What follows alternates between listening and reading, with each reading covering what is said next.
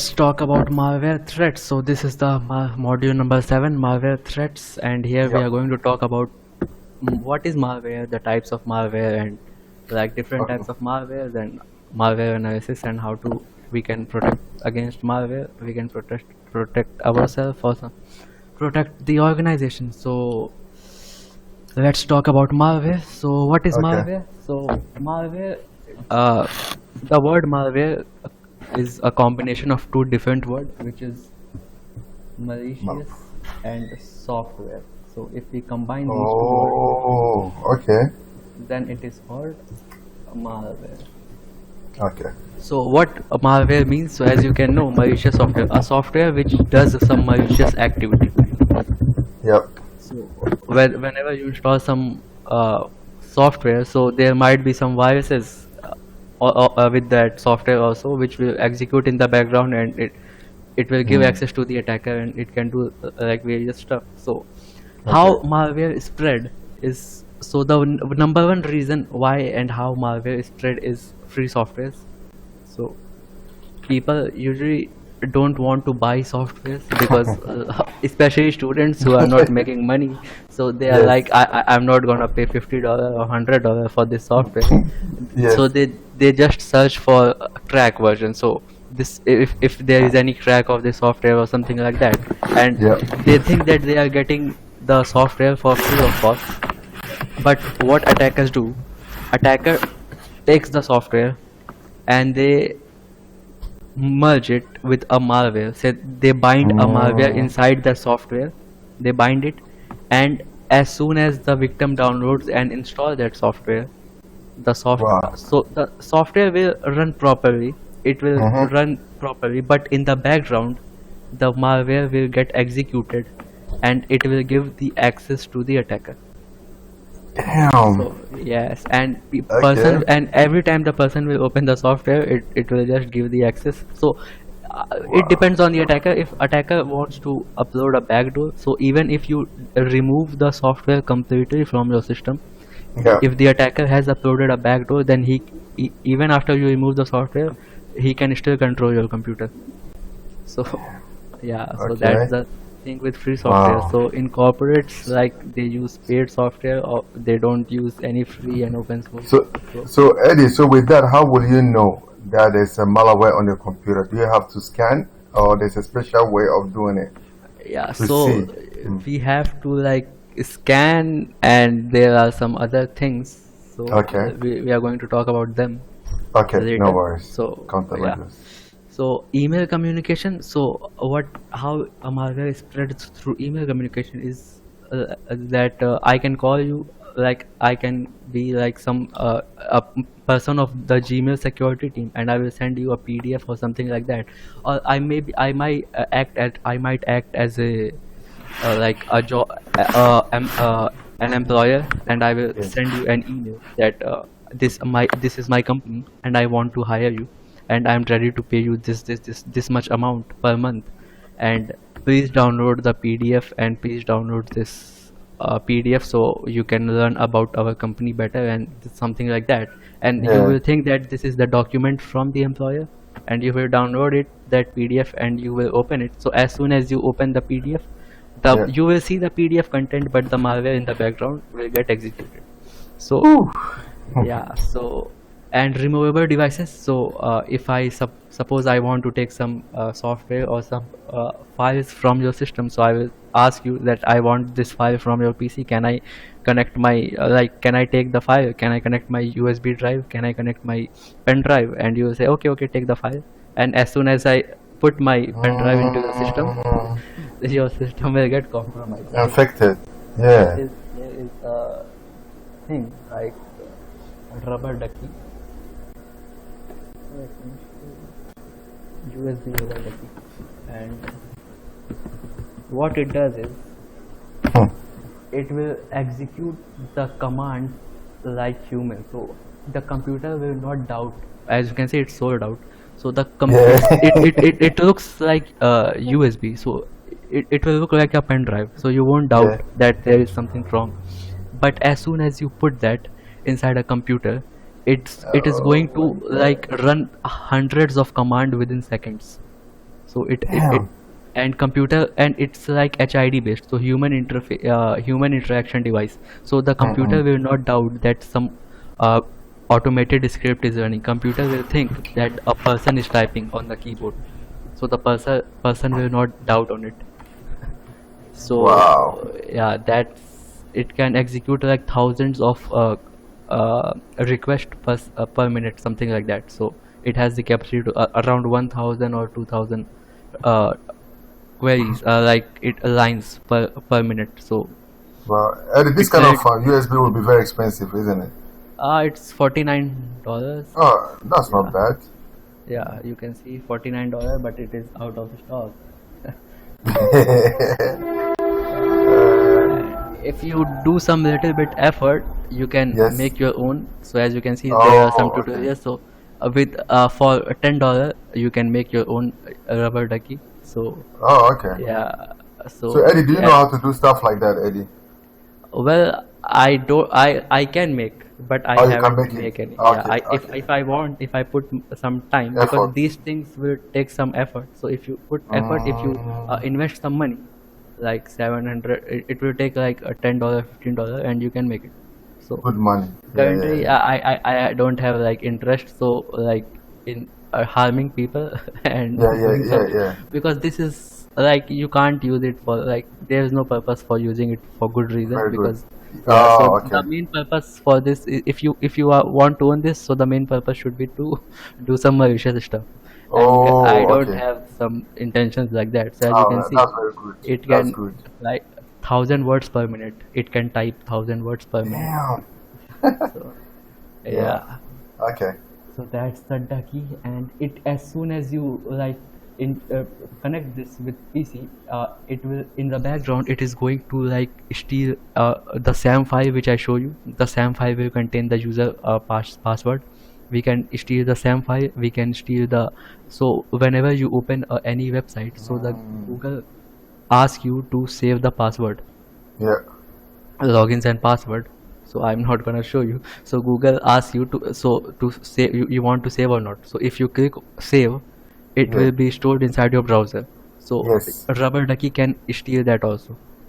Rubber ducky can steal all the password from your browser Wow.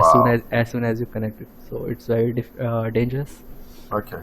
So now let's talk about types of malware.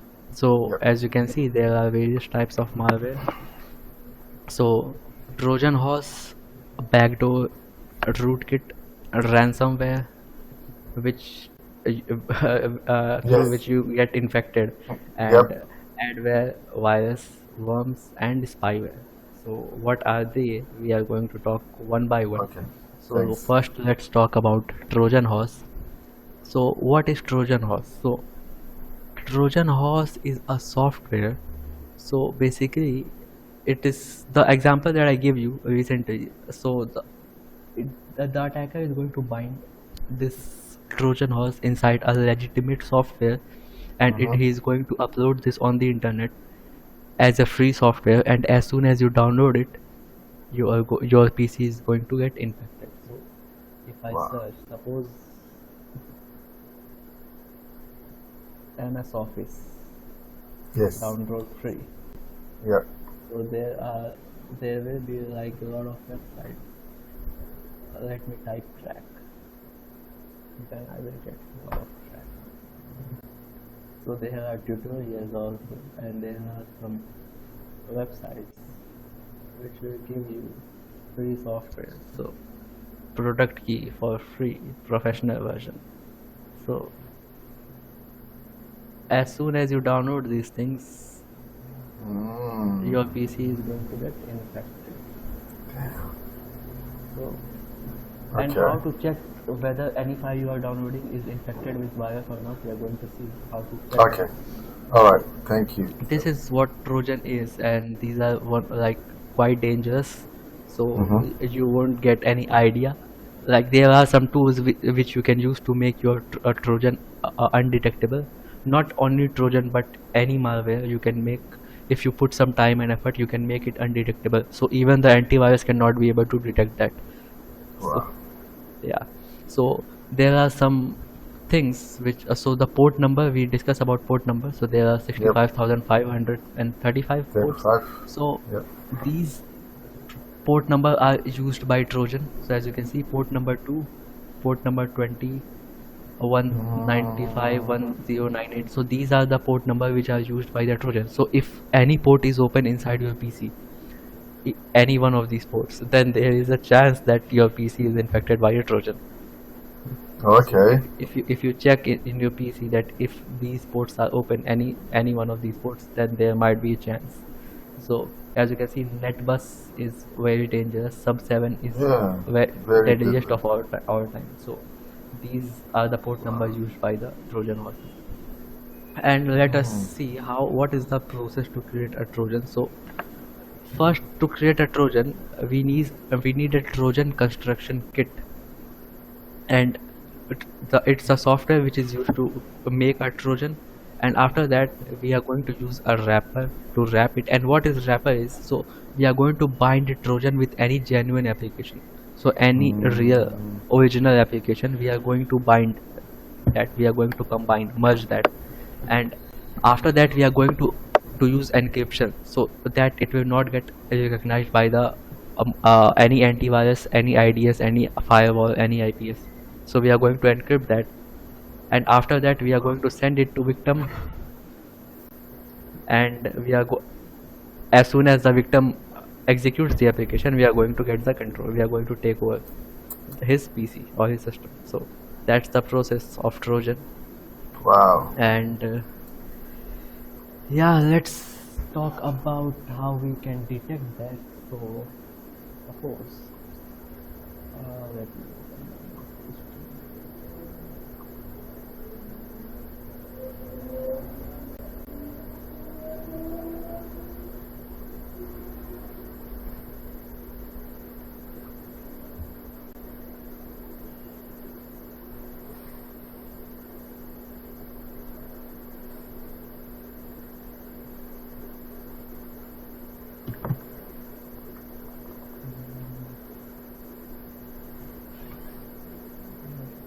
Open.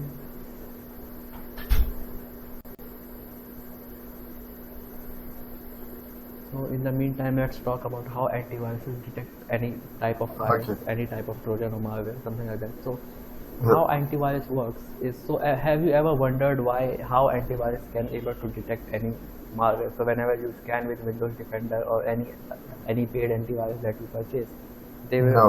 detect that this file contains malware. So how they detect that? So the process is, so antiviruses have databases, very large databases. So whenever you scan any file, and so they have the database, and inside their database they will keep the signatures of all the viruses and malware. So all types, so they will keep the signature of all the malwares inside their database. And as soon as you scan any file with the antivirus, the antivirus is going to take the signatures of your file, and it is going to match, it's going to check whether this signature is inside my database or not.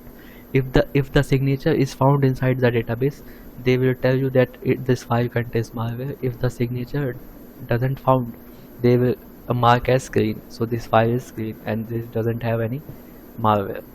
So that's the process. So they just have the database and they just scan signatures of the Yep. database with their database. So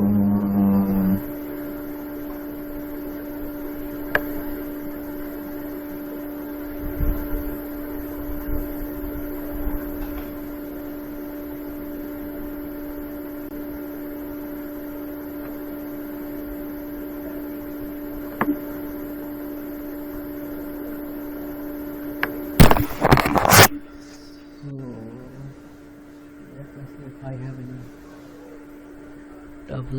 already developed malware.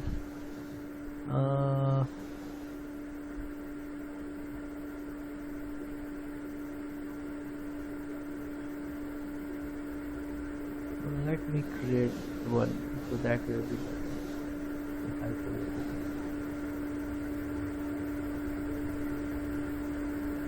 So yesterday we created a malware, as you might know.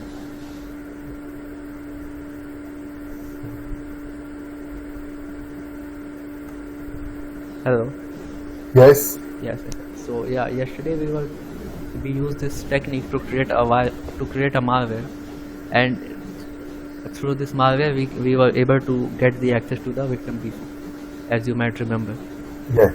Yeah. So again we are going to make the malware, and after making it, I am going to scan it using a website. Okay.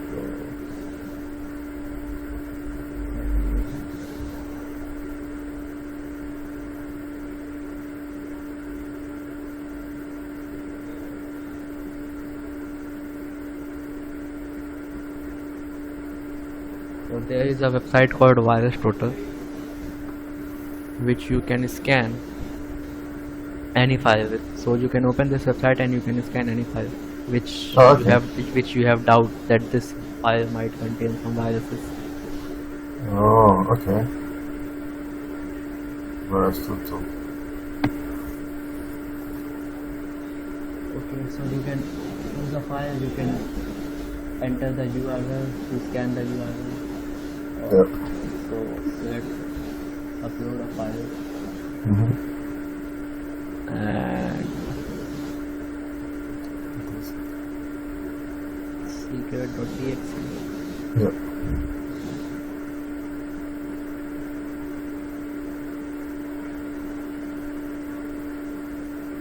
So now it is going to scan with around 60 to 70 of antiviruses. So not one antivirus, but around 60-70 antivirus. Whoa. Okay. So max to max, you have like one antivirus, you have two antivirus in your system.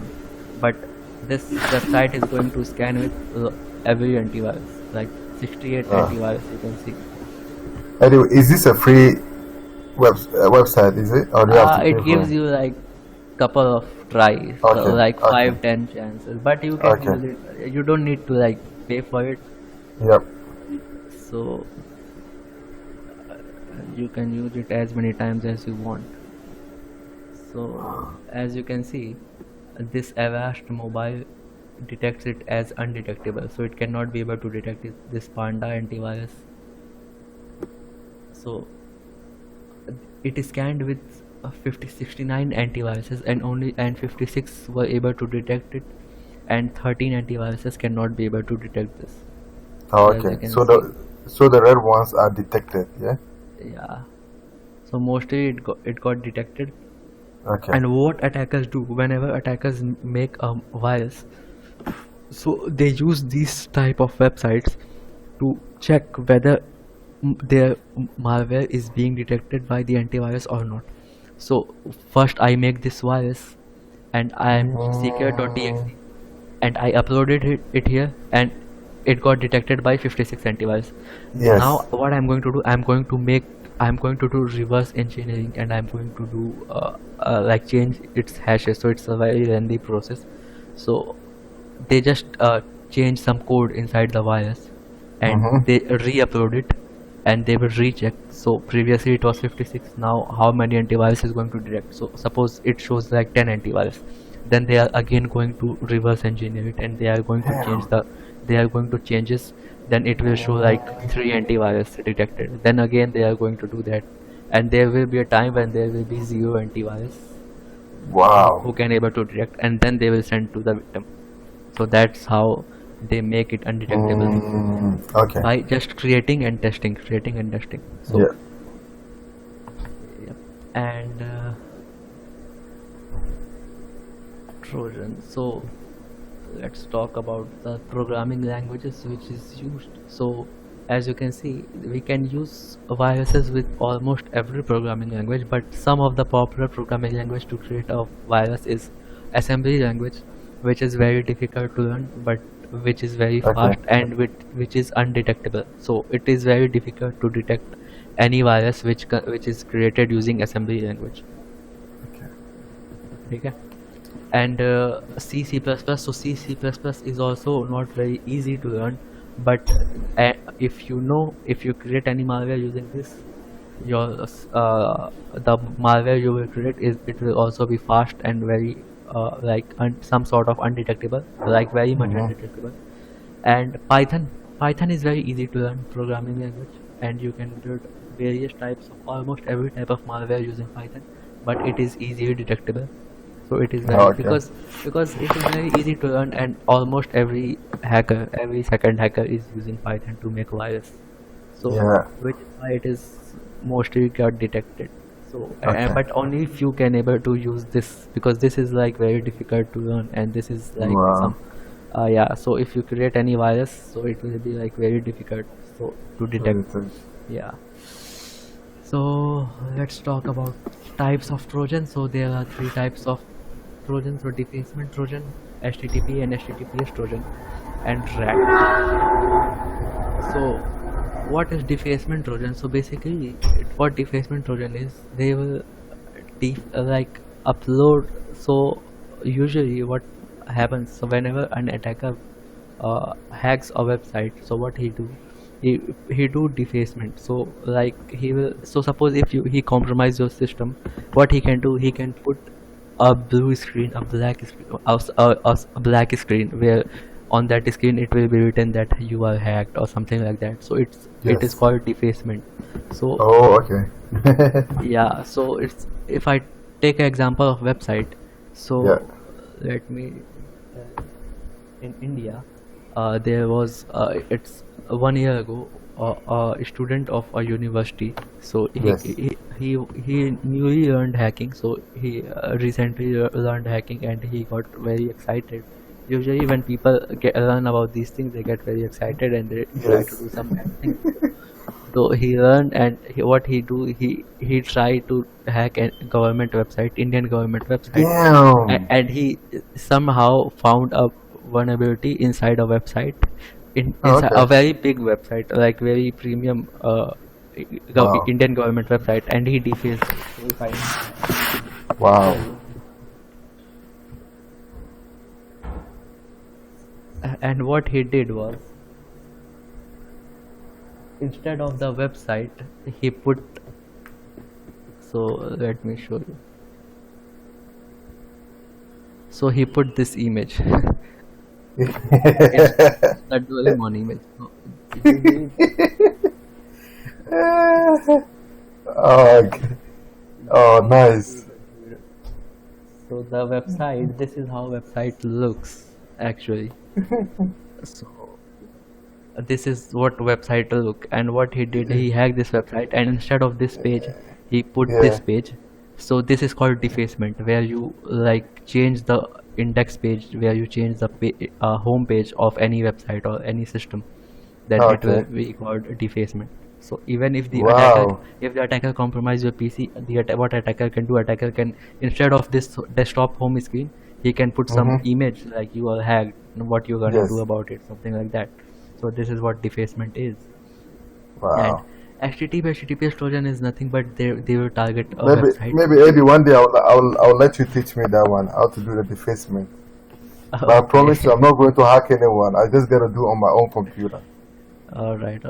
just for fun. So if we talk about HTTP and HTTPS Trojan, so what HTTP and HTTPS Trojan is, that it basically, these two will target the website, because HTTP stands for Hypertext Transfer Protocol. So this protocol is used for website, and this Yeah. protocol is also used for website. So basically they will target website and web applications. So that's the type of Trojan. And RAT is stands for Remote Access Trojan, and they will give you like, you can remote, using a RAT you can remotely control any computer, and you can do Wow. like a lot of things. So I will show you in Okay. a bit. Yeah. So the thing is, I haven't like formatted, removed my window, and I haven't like installed it again. So I'm like, I cannot do attacks on my main PC because it's Oh, frozen. okay. So yeah, so that is why I'm not be able to show you some No, of no, the no. attacks. Yeah. No, So that's fine. once Eddie, maybe in future, yeah, yeah, anytime. once I fix that, I will show you Okay. the attack. So Wow. so these are the tools which we can use to make, and I will send you these tools. I will give you the link where you can download these Okay. tools, and you can make. It's just a graphical interface. Okay. You Okay. Windows-based tools. You don't have to type any command in the terminal. You just have to see, and you can do, yeah. So Okay. graphical Okay. based. So and viruses and worms. So if we talk about viruses and worms, Mm-hmm. so what is viruses? So basically the first viruses is created in 1970. So it was created by some person, some random person, and he created Mm-hmm. the virus. And what virus does is basically, it is not like, there are various type of viruses. So they can be some most dangerous to less dangerous. So some of the viruses are very dangerous, and some of the viruses don't do anything. They just corrupt your file, they just corrupt your hard disk, and like if you format those, it will get fixed. But some of the viruses are very dangerous. Okay. So what are the like indications that your system is infected with virus? So Yeah. blue screen of death. So your system will start working slow, and unnecessary files running in the background. So if you open your task manager, and you can able to see that there might be some, that your CPU process is like 100%, your CPU is consumed 100%, Mm, your memory consumed 100%, and there will yeah. be some background processes, unnecessary processes running in the background. So Yep. and your system will be very slow. So these are the indication of viruses that your system got infected. And what about, Okay. and what is blue screen of death? So whenever you see any image like this, so so sometimes when you running your when you are operating your PC, and you see any image like this, that your PC ran into problem and it needs to restart, and your system will automatically show you image like this, and your system will Yeah. start restarting. Then it's an indication that your PC got infected with a virus. Oh, okay. Yeah, so that is called blue screen of death. So, and what one more thing with viruses is that viruses are like uh, they cannot spread. They are self-replicating, but you cannot. They need human interaction for spreading. If you want to spread virus from one place to another place, so if there is a virus in your computer and you want to put virus in my computer, then you have to like copy and paste some file from your Yeah. system to my system. Then only virus can affect my system. So they cannot be able to Oh, like spread automatically. okay. So yeah, so that's one limitation of virus. And let's talk about the different type of virus. So boot sector virus. So what is boot sector virus? So they are going to place themselves instead of MBR. So what is MBR? So MBR Mm-hmm. stands for a master boot recall. And what MBR does is, it is going to help you to boot your PC. So whenever you whenever you press power button in your laptop or in your CPU, and your system starts, so the whenever you press power button, the first thing happens is your MBR got loaded into your memory, and MBR will help your system to boot. To So that's the work of MBR. So it will help your system to boot and to be open. So Oh, okay. so the very first thing that will load into your memory, that will load into your RAM, is MBR. So this is suppose the memory, Mm, and here loads MBR, and these are some other things, other storage things. So okay. what a boot sector virus does is, when your system got infected with boot sector virus, so it will move MBR. It is going to move MBR from here to here, and instead of MBR, it is going to place itself. So here, so Oh, yeah. whenever you press the power button, instead of MBR, the virus will load first.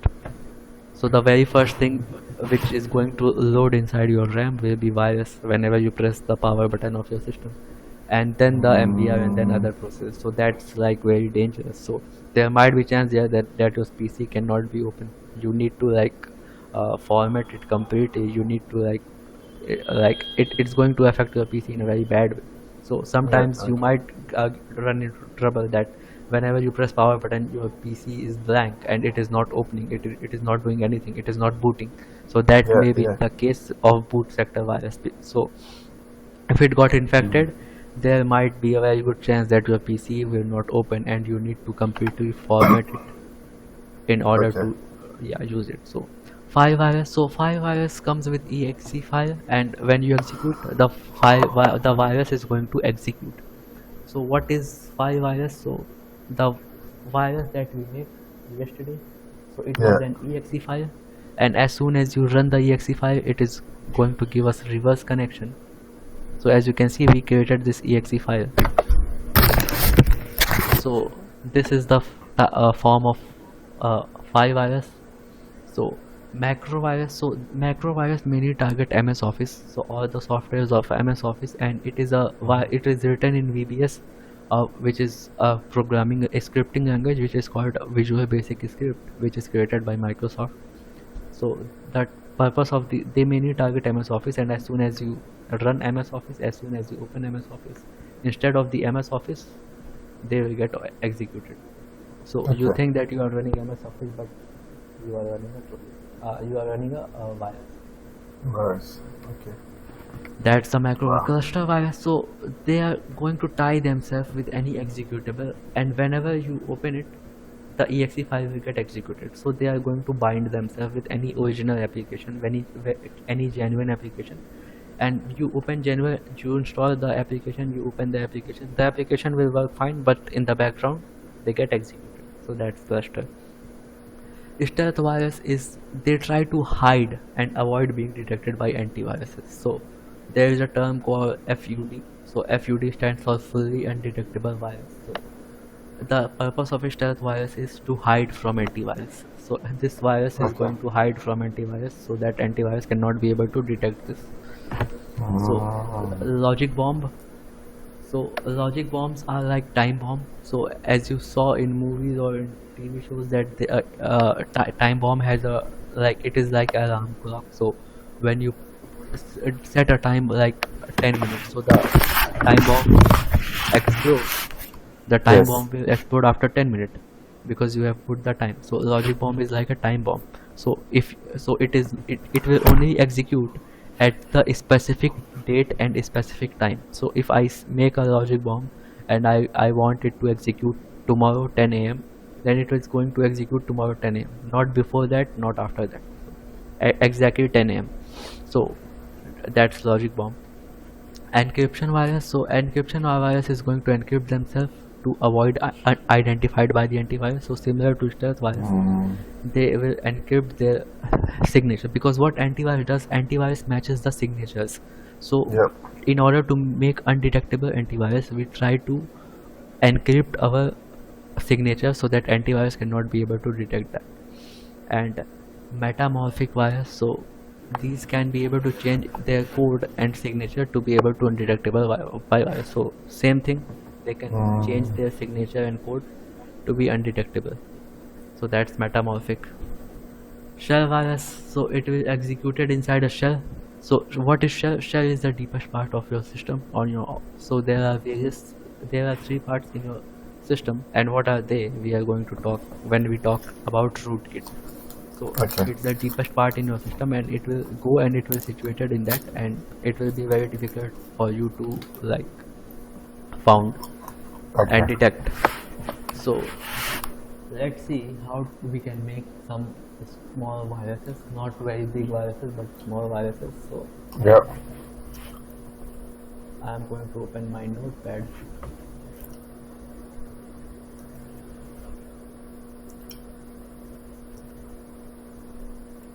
And what I'm going to do, I'm going to paste this code. So what is this is a bash script. This is a batch file. And what is batch file? So I'm writing a code here. So this is a loop. So what loop does, it repeats everything over and over again. Whatever is inside a loop is going to repeat that over and over until we stop it.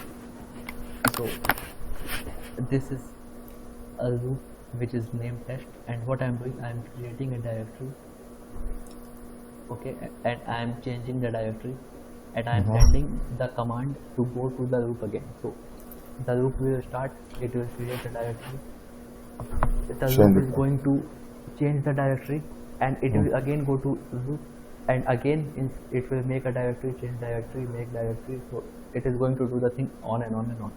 So let's see. So I'm going to make a directory test, and inside that I'm going to, and make sure you put the extension at .bat because it's a batch file. So Okay. I save it, and so here is the test.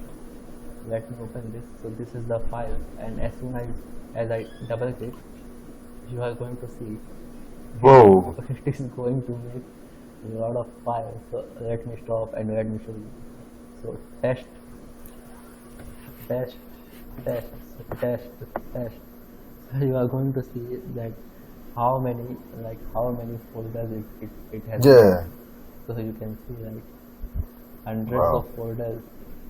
So they are just what they are not very harmful. What they are going to do, they are going to make your I know it. slow, because they will consume a lot of processing power of your PC, CPU power, and they will make your system very slow. So as you can see, it made 43 folders in just couple of seconds. Wow. Let me delete this and edit, and let me, so here let's paste this, and let me show you what it's going to do. So here again I am starting a loop, and I am giving the command to start calculator, start notepad, and start MSP. So as soon as I press enter or double click, it's going to automatically start these things again and again and again. So Okay. let's double click this.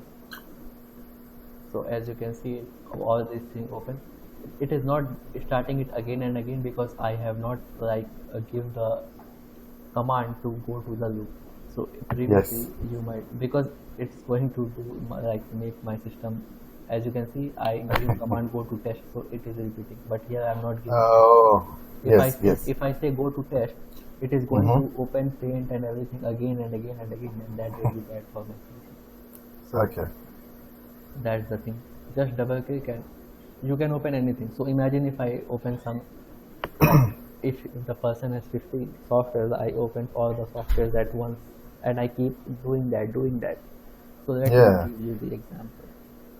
So instead of calculator, so let me open notepad, only one thing, so it will not put, go to test, and so you can see, oh my god. Yeah. Wow. Oh, wait.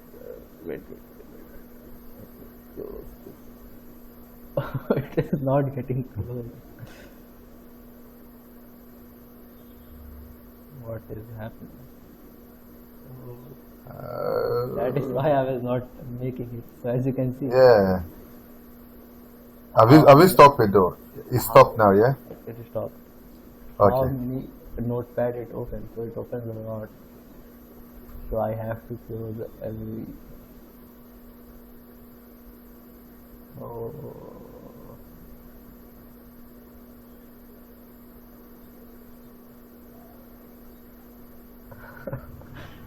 Wow. It makes like oh my god, hundreds or something like that.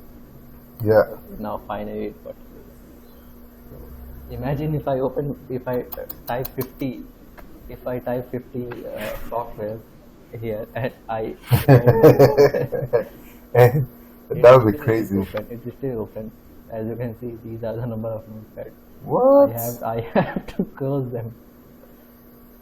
Damn. Oh yeah. It's alright. His PC will go nuts. But still not. That's a lot though. So if I imagine if I say go to then these three things will start opening one by one, and the person cannot even use the terminal. So as you can see, I wanted to close it using terminal, but it keeps on opening, and I cannot be able to use the terminal. So that Yeah. will be like a complete messed up. Wow. And this is, let me show you what is this, and this is going to be some.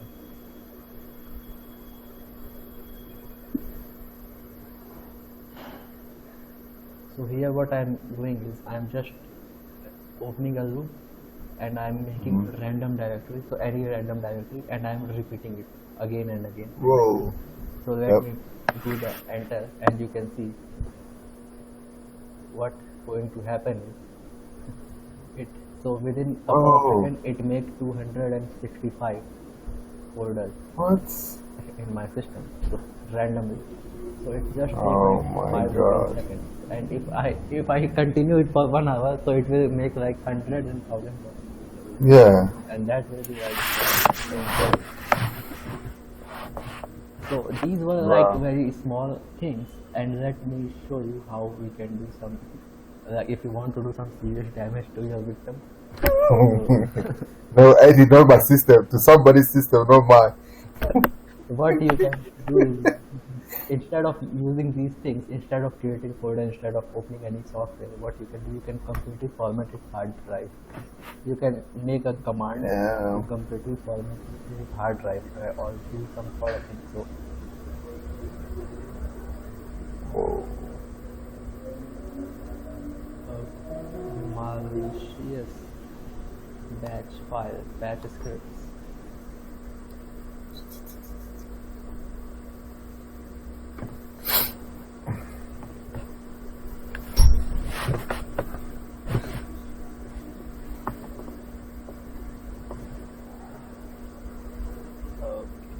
So using this command, you can block Google. So if the person wants to open Google, the Google, Whoa. the Google would, and he gets frustrated.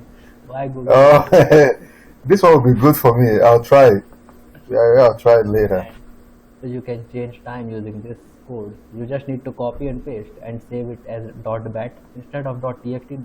You have to save it .bat and just execute. And Oh, it's okay. going to delete pictures, document it, and No, no, no, no, no. swap mouse. So it will swap from right mouse to left and the left mouse button to right. So when you do the right click, Oh, wow, that will. yeah. So it's just Wow. like 2 lines of code. So very simple script. And you can disable mouse, so the mouse won't work. Wow, wow, wow, wow. The mouse. So the mouse will not work, yeah? Yeah, it won't work. Wow. So these are some things which you can do. There are a lot Okay. of scripts, so if you know the programming, you can code yourself. So Wow. Programming will be very difficult, isn't it, Eddie? not very. It's just like if when people don't Concentration. like, know it, you don't have any interaction, then you think that it's difficult or something. But it's Yeah. not difficult. If you try to Okay. understand it, there are a lot of people. That's true. That's true. That's true. So okay, take it.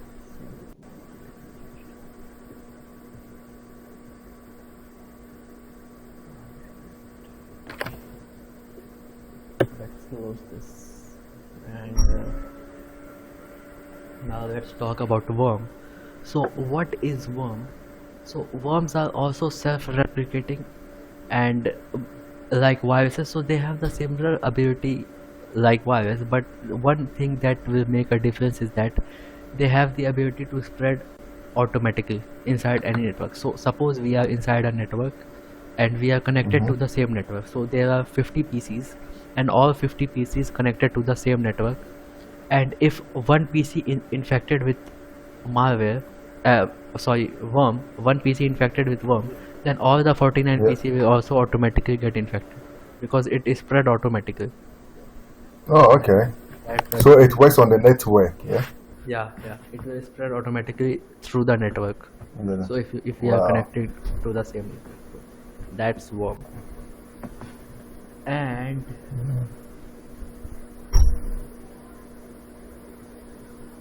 let's talk about the rootkit. So what is rootkit? So rootkit is one of the most deadliest uh, malware. So how it works and what? So let's talk about that. Man, I've never heard of this rootkit. Never heard of it. So they are very dangerous. So I made very big.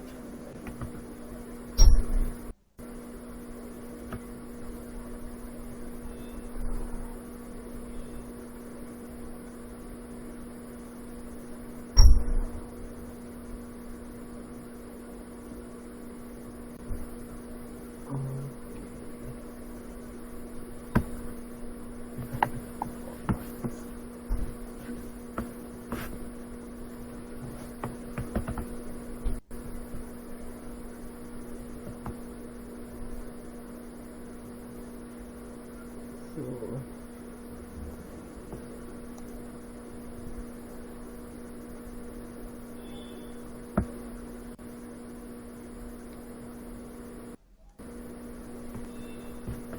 So inside your operating system, there are three layers. Yes.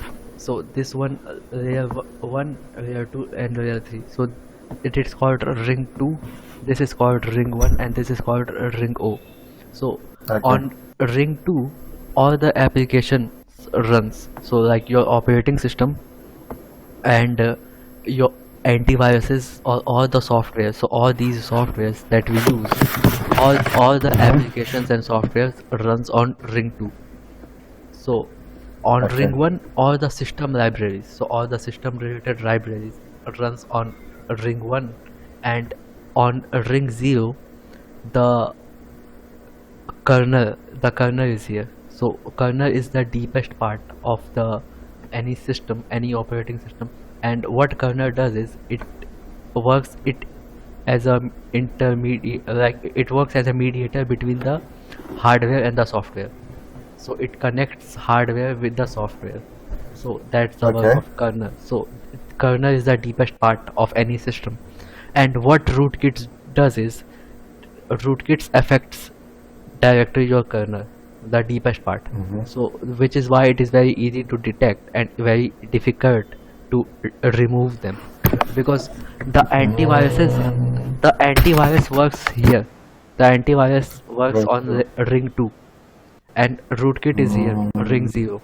So how they can able to detect this? So it's very difficult because they Wow. works on Yeah, so, yeah. nowadays, previously it was very difficult, but obviously technology is getting advanced. So nowadays there are some smart antiviruses which offer you a rootkit scan, a specific section. There is a specific section if you buy any antivirus, rootkit scan, Okay. where they will scan the rootkit also. So, Wow. so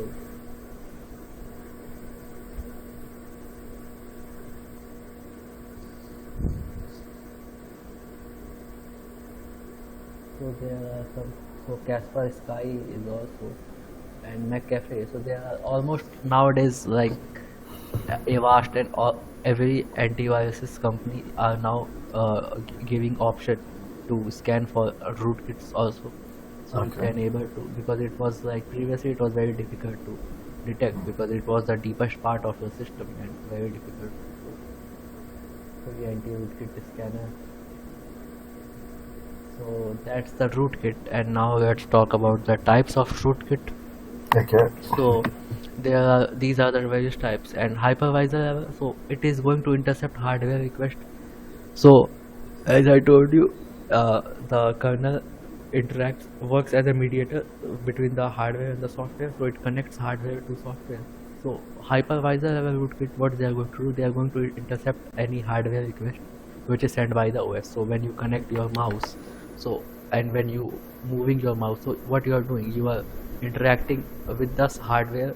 Mouse is the hardware and the system is the software, operating system, and you can click anything, you can interact with any application, you can do anything. So your operating system is sending request that this person is clicking his mouse, so move his mouse like this, and so they are interacting. So hypervisor level rootkit is going to intercept that request, and you can like remove block it, you can modify it, you can do like various things, because you can simply control the like hardware request. And hardware firmware rootkit, so these are the rootkit for hardware level, so for hardware devices. And kernel level rootkit, so kernel level rootkit is going to affect your kernel, which is the deepest part, so the ring. Yeah. So that's a kernel level. Bootloader, so boot, as I told you in MBR. So yeah, so bootloader, so whenever you open your system, whenever you press the power button, the first thing is MBR loads into bootloader, and bootloader helps to boot into your system, so it will affect the bootloader, the boot menu. And application level rootkit, so work on the ring 2 where all the software works, works here. And library, so library level is here, all the system files, Windows operating system files, all the libraries works here, so it will work here. So these are the types of rootkits, and there are some, it's very difficult to find like working rootkits. So these are the rootkits. So Horsebill is for Linux, Greyfish for Windows, FF Necker. So these are the number of rootkits. And if you want to defend against rootkits, so there is you have the antivirus. If you talk about other things, so a specific tool for like rootkits, so there is a tool called Stinger. You can use antiviruses, and you can use this also. So this is from the Mac Cafe, and it is, you can download it, you can use it to detect antivirus rootkit. So but I didn't know that Linux can be infected. I think they are protected. Linux can also be infected. So it's okay. system. Linux, Mac OS, and Windows, Android, anything, any of it can be infected. The thing is, because why attackers target Windows, because Windows had like around 80% market share. So and if any attacker wants to exploit more people, so Linux has a market share of 1% only, so they don't target Linux. And my Mac OS has around 15 to 18% market share. So something like that. So they don't target really those things, and they mainly target Windows. So let's talk about the malware analysis. So what is malware analysis? So malware analysis is just a practice to find malware inside your system, inside your network. So analysis means like what? We are analyzing that if our system is infected with any virus, if our network, if our host is infected with any sort of virus. So that's malware analysis. And there are two types of malware analysis. So the static and dynamic scanning. So what is static scanning? Their properties will be fixed and they won't get changed. So the viruses that we are going to evaluate, they have a fixed property and they won't get changed. So like we discussed here, there are some viruses that try to hide themselves, and they can change their codes and signatures to be able to detect them. So the static doesn't change its code. And if you talk about dynamic, so depends on the network, they will change themselves. They have the ability to change themselves. So there are two types of malware analysis. And if you talk about static analysis, so it is going to diagnose malware, verify the scope of attack. So it is going to check if the malware is spread, then what will be the impact on the organization. If any malware is spread inside the network, then how much damage the organization has to face. And it is identify the root cause, and the security team is going to develop anti-malware to completely remove that from the network, from the organization. That's the static analysis. And if we talk about dynamic analysis, so in dynamic analysis, what we do is we do the process monitoring, we check all the process, we do log monitoring, we do code monitoring, we do service monitoring. So we Okay. monitor our logs, our system logs, we monitor our ports, we monitor our services and our process. So as I told you in the beginning, there are some specific ports which are used by the Trojans. Yes. So that is why we do port monitoring to see if any port is open unnecessary and Yeah. if any port is consumed by any Trojan. So that's what we do. Port monitoring and these things. So there are various tools to do these things.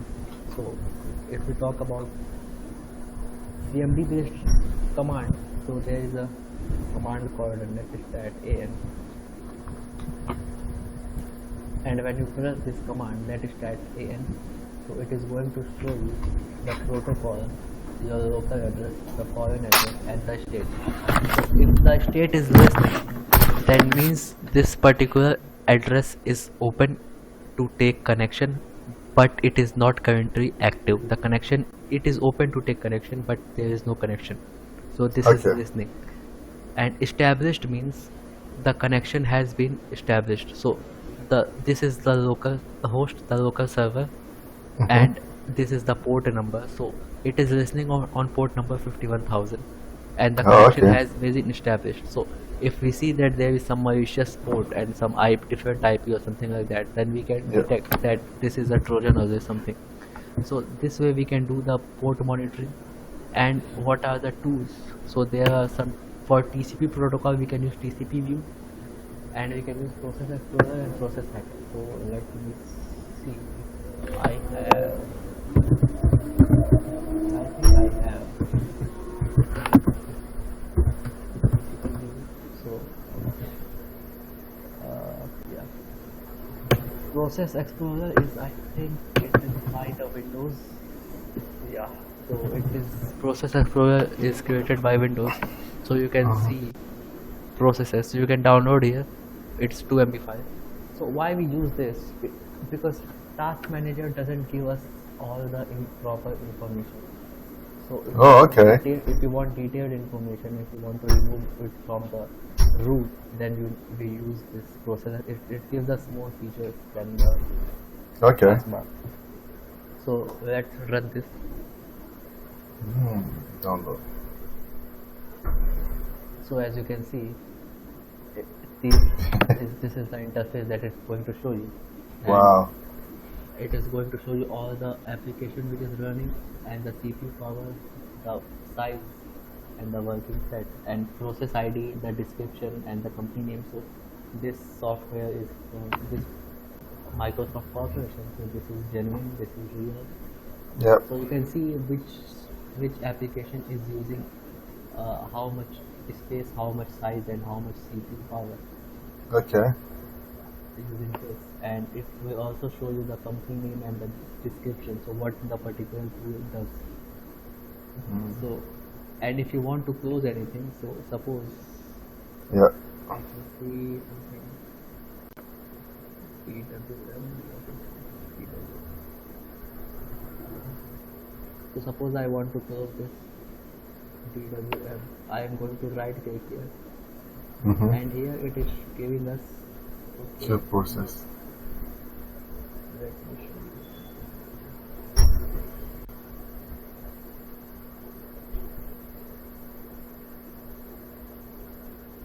Excuse me.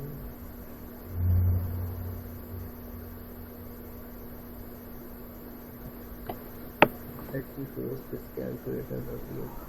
Yep. It is already suspended, so no need to close it. Browser.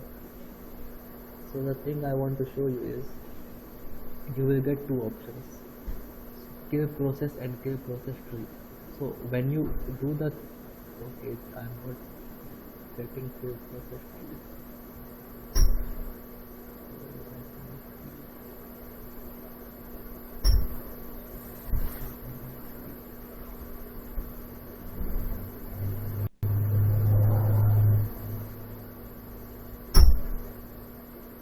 When you do the kill process, what is going to happen is it is going to remove it temporarily.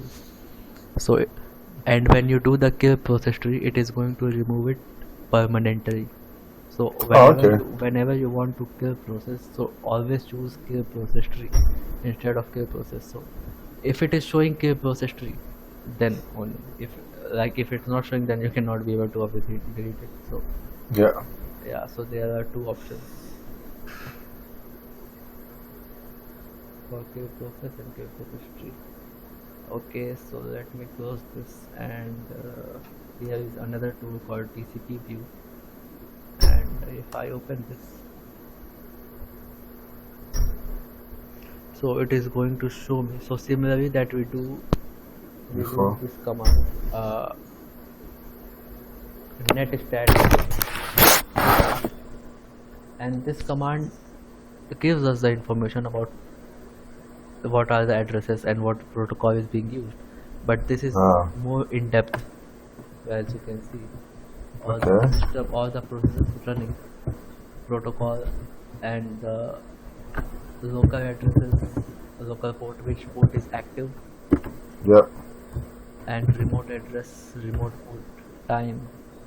So it is going to show you all the detail. And if you found, the thing is, you have to look at each of the process, and you have to identify so whether any process is suspicious or not.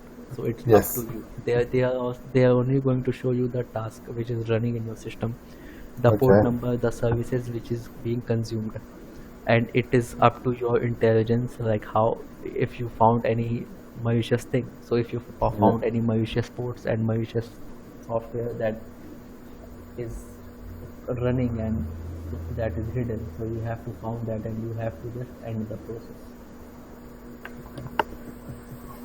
So when you end the process got ended. Yep. So that's how we do the malware analysis here. And malware analysis is like another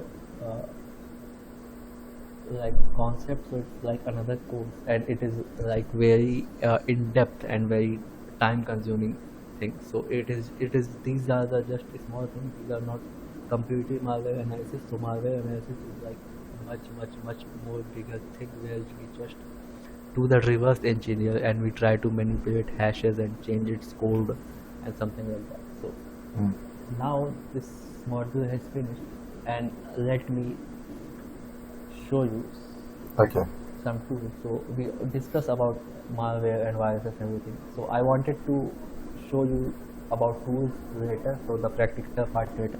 So this was the all theory tools, and now the theory and the concept is finished. So let's see how it so you have two options. If you are a good coder, you can code yourself, but what you can do also, if you don't know how to code, there are various tools which will help you to make various sort of malware, and there are tools which can make undetectable malware as well. So they will bypass antiviruses. You don't need to do the reverse engineering and put some time and effort.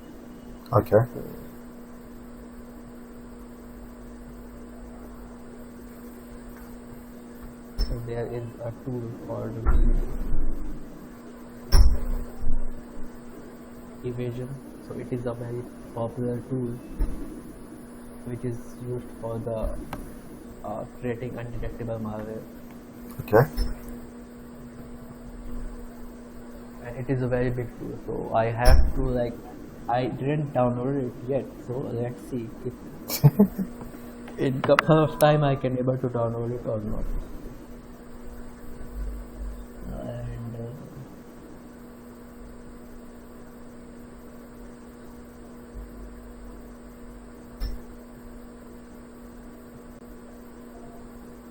So this is used, and let me show you some other tools. And there is also a tool called FatRat. So FatRat is also used to create undetectable malware, and there is one more. Empire. So these are the popular ones. There are hundreds of tools you can use, but these are the very popular. Empire.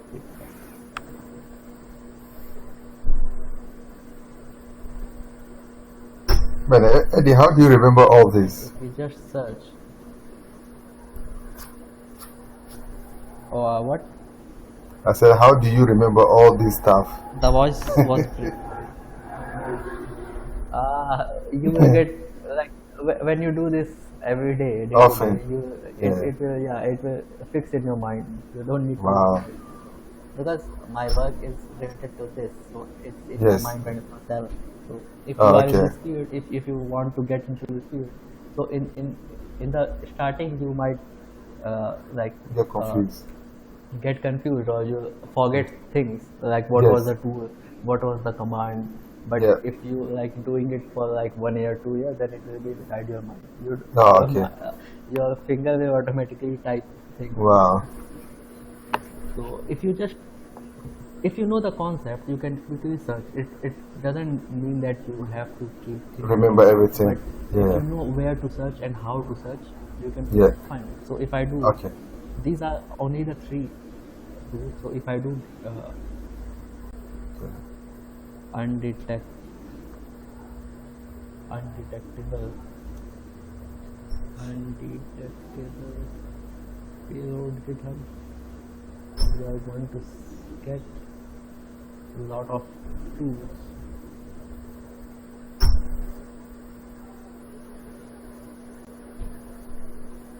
So there are like hundreds of tools which is developed by the independent developers, and they share it. And you can see hack the world. It is written in Python programming language, so you can bypass all antiviruses. As you can see, undetectable Windows payload generation, and Wow. Android undetectable spy app, so you can spy it. And this is key order. Oh, So okay. there are a lot of tools. You just need to search. You just need Okay. to like see the tutorial or something like that. Read it, Yeah. read them about, and you are good to go. Okay. Eddie, doing our internship, do you think it does help? Yeah. Internship in a cybersecurity company. Yeah. It's good, isn't it? Yeah. It's, if you are getting the chance, then it's Yeah. definitely very good. Oh, Because okay. you will learn some various, because learning in a room and Yes. hacking in a room is a different thing, and working in a corporate is a different thing. So Oh, like wow. you get to know a lot of things. Oh, okay. So let me see that rat works. That's right.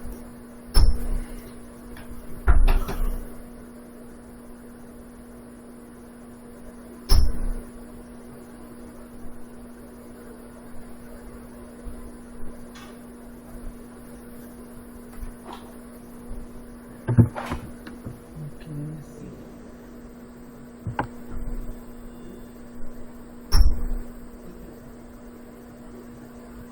When I was starting in the hacking, Yes. nobody told me about these things. So I myself figure out what are these tools and how to install, how to use it.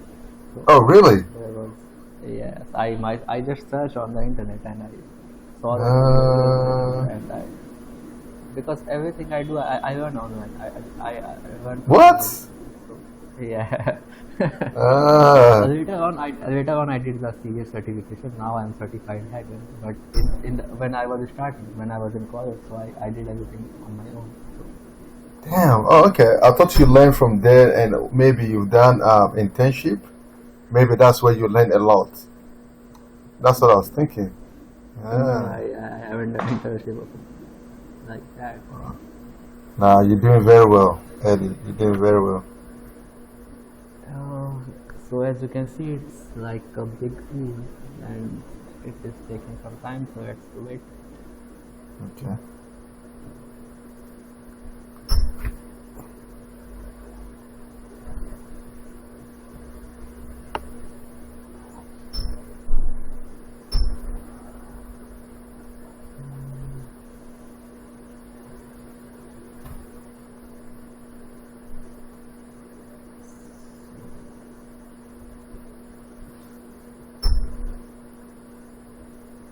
Maybe that rat. Run this command. Just copy and paste. Now it's Okay. going to install.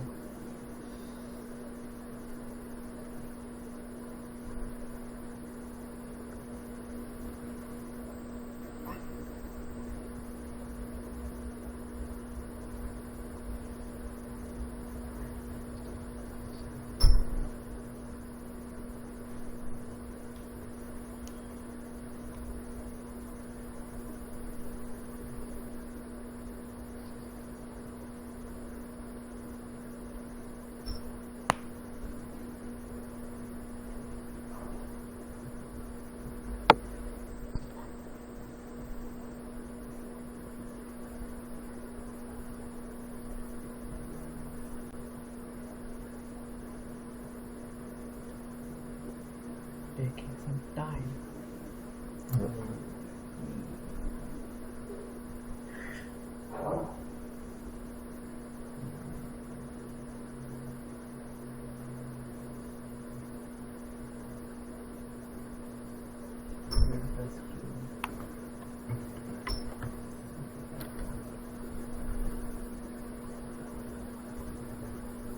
Let me test some small tools.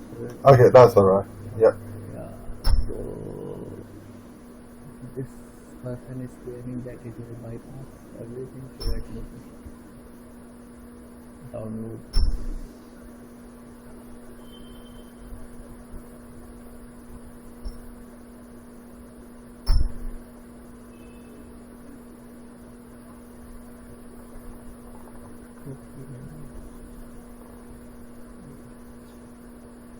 So just copy and paste its instruction, and so I think it is done. Just enter to continue setup. So in the left side you can see it is opening version 1.9.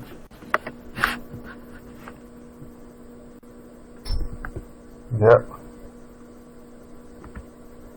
It is installing something, so it will automatically detect everything. So all the tools, all the software, all the libraries that it needs, it will detect, and if it doesn't found, it is automatically forwarded. So you can see it does it requires this, but it doesn't found. So now it is installing.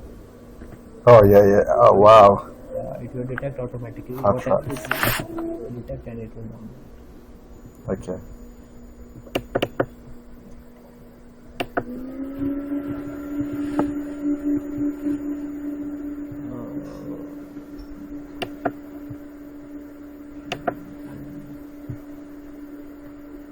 So as you can see, the download process is running. So copy this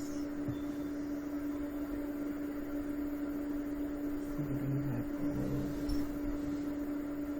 and paste this.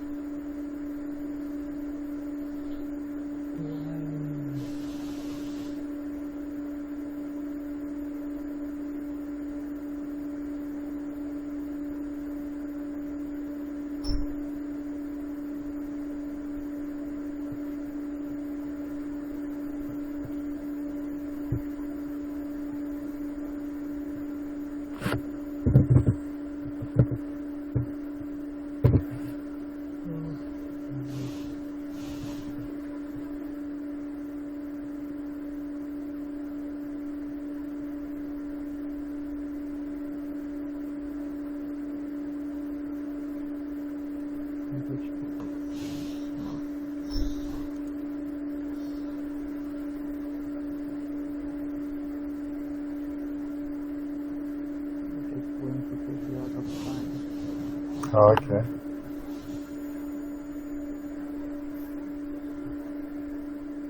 As you can see, the process is running.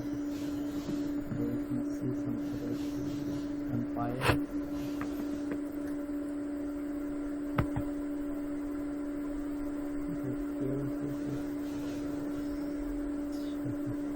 So the empire is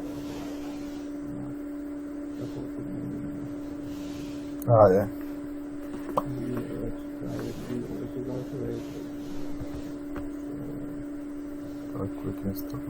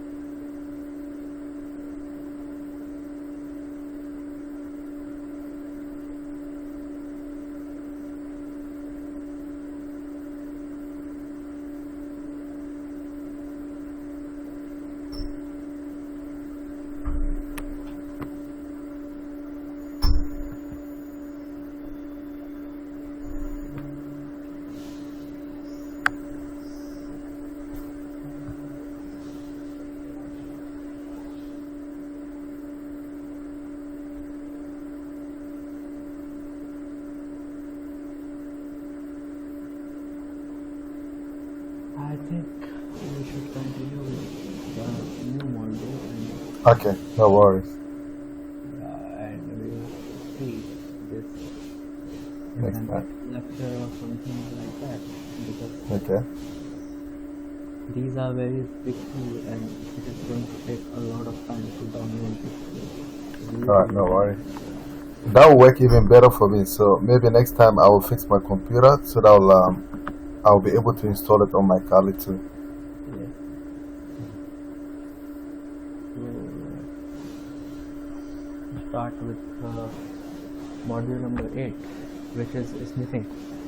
Sniffing. Okay. So what is sniffing? So what we do?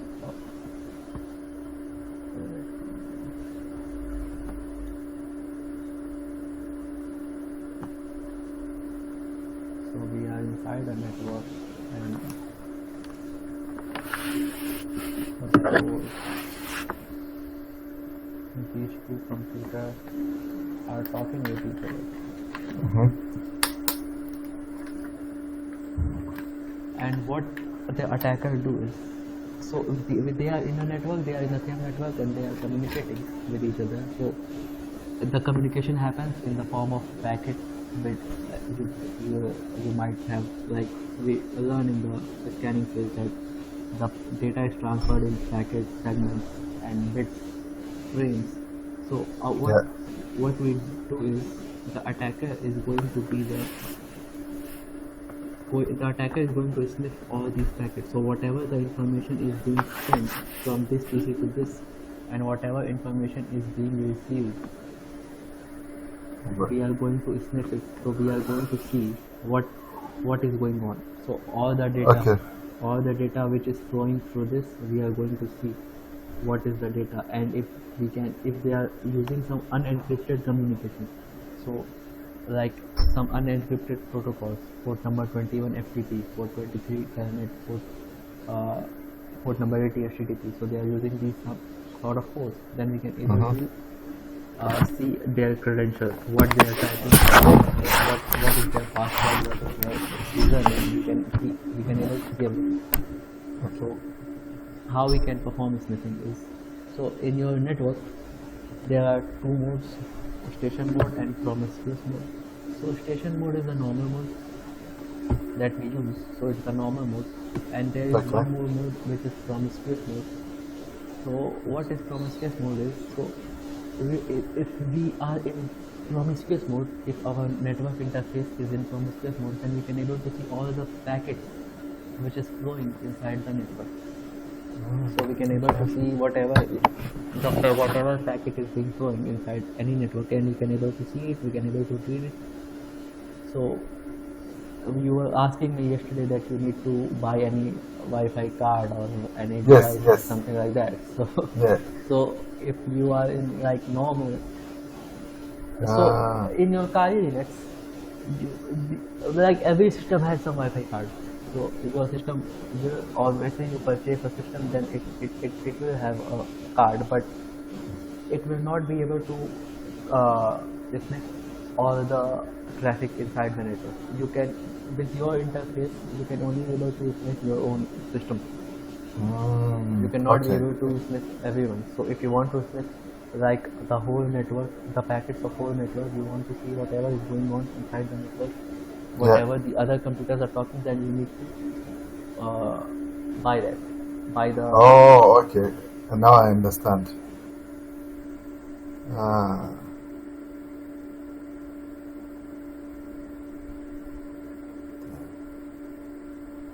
Hello.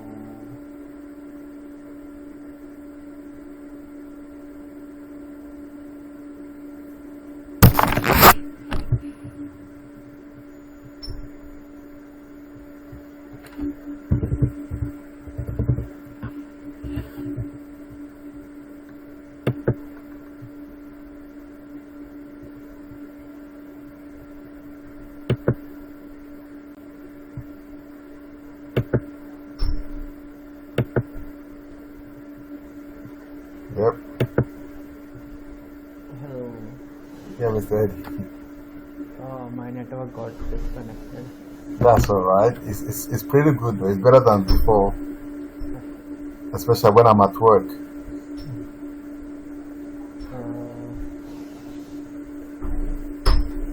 Waiting for host to see.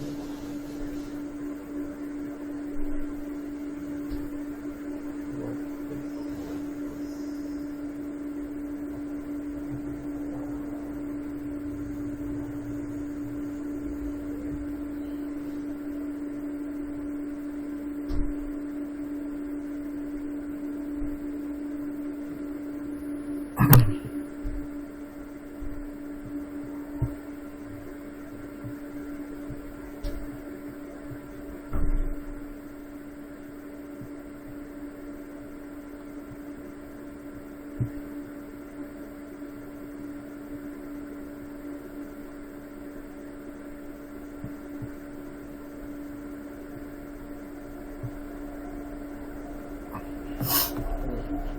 Yes. So as you can see, inside you have like wireless card. So these cards cannot be able to capture all the packets inside the network. You can able to see your own packet, but not the other person's packet. Okay, so Okay. my screen is turned off. So, Yes. yeah. Thank you. So if I go into Wi-Fi and network settings, here I can see adapter. So these are Yep. the adapters. Mhm. So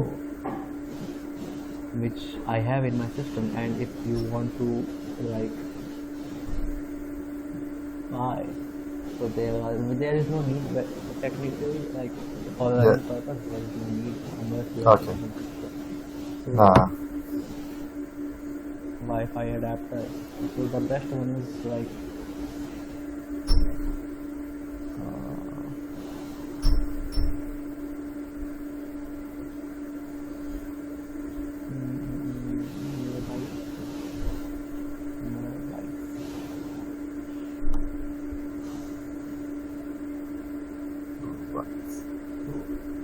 not only for snitching, but for Wi-Fi hacking. If you need to hack Wi-Fi, they also there is some need. So you need to see how Oh. the Wi-Fi card looks.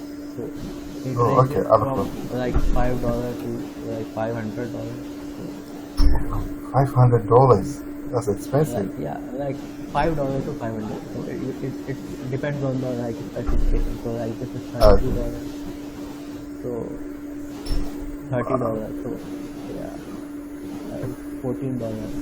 So, like there are various kind of adapters for various purposes. Okay. Yeah, so this is only $12. These are the different types of adapters which anyone can purchase. So, but not necessary. So Okay. let's talk about types of snitching. There are two types of snitching: active snitching and passive snitching. In active snitching, we are interacting with the live target. What we are going to do in the live format. So we are doing the live interception, we are doing the live sniffing. So we will be inside the network, and we will be doing this live sniffing. So whatever the packets are flowing currently, so whatever the live packets are flowing, we can able to see the live packets, because that we are doing the live attack. But the passive is, if we store the packets, if we store all the packets inside our storage, and like we type the command, we start sniffing, and we make the command to save this inside a file, and we have to go somewhere. So what we do is, suppose I type the command and I give the instruction to make output file with the name of something, with the name of sniffing, and I went somewhere, and after 1 hour I came back, I stopped the sniffing, and I can, because I have the file, and now I can see all the data which is transmitted within the 1 hour. I was not there, I was somewhere else, but I was sniffing, and now I can open that file, and I can go through all the packets. I can see all those packets. So that is what passive is. In passive, we just store the packets inside a file, and later we observe them. But in active, we are doing the live interaction. We are not storing it. We are doing the live. We are seeing the live traffic. So that's the difference between active and passive. So in passive, we are just going to store. So how an attacker has the network using the features.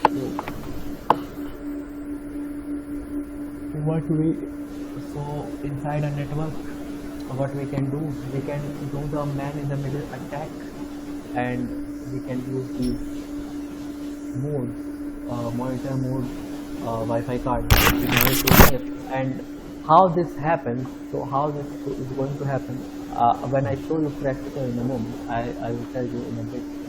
Okay. In the meantime, let's talk about protocols which are vulnerable to sniffing, and all these protocols are unencrypted.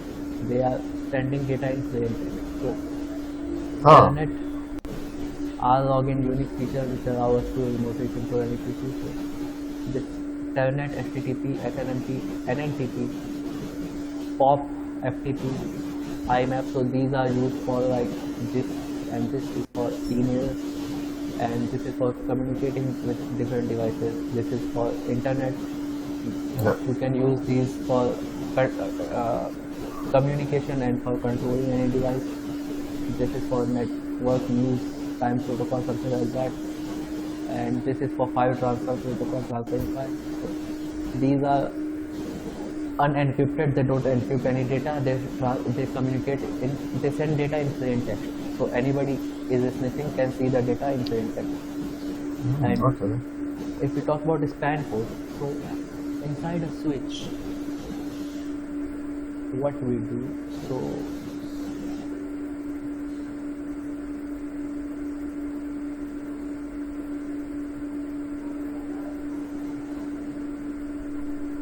inside a switch there is a port called span port, and what that span port does is, so let me see where.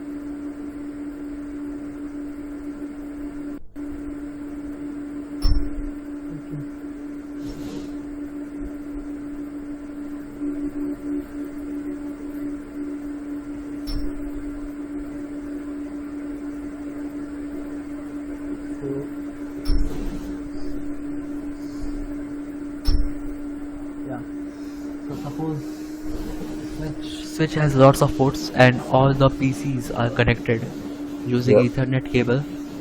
So a cable will be here, and the other end of the cable will be inside your PC, and through that we will able to connect with the switch.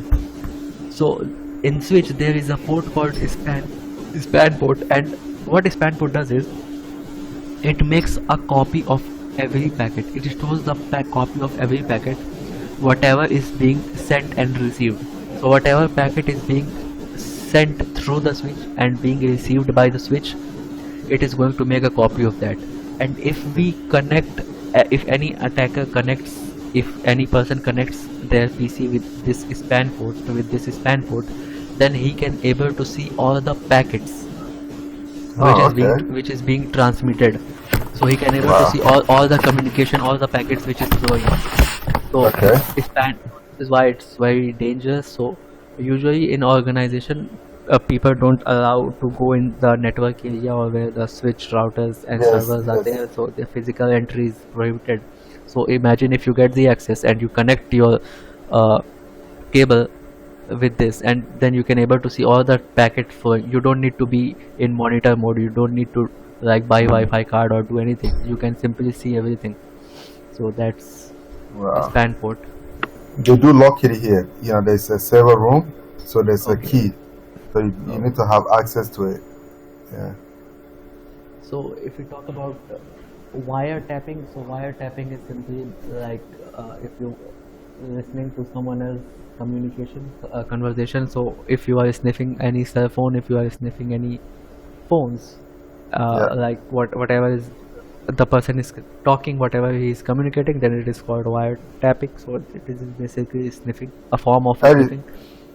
Eddie, Yeah. with this one, is it possible to tap and listen to it on Yep. the computer? So yeah, so there are various services. So Okay. like when I talk about mobile hacking, then I will tell you about Okay. that. So Okay, the no thing worries. is,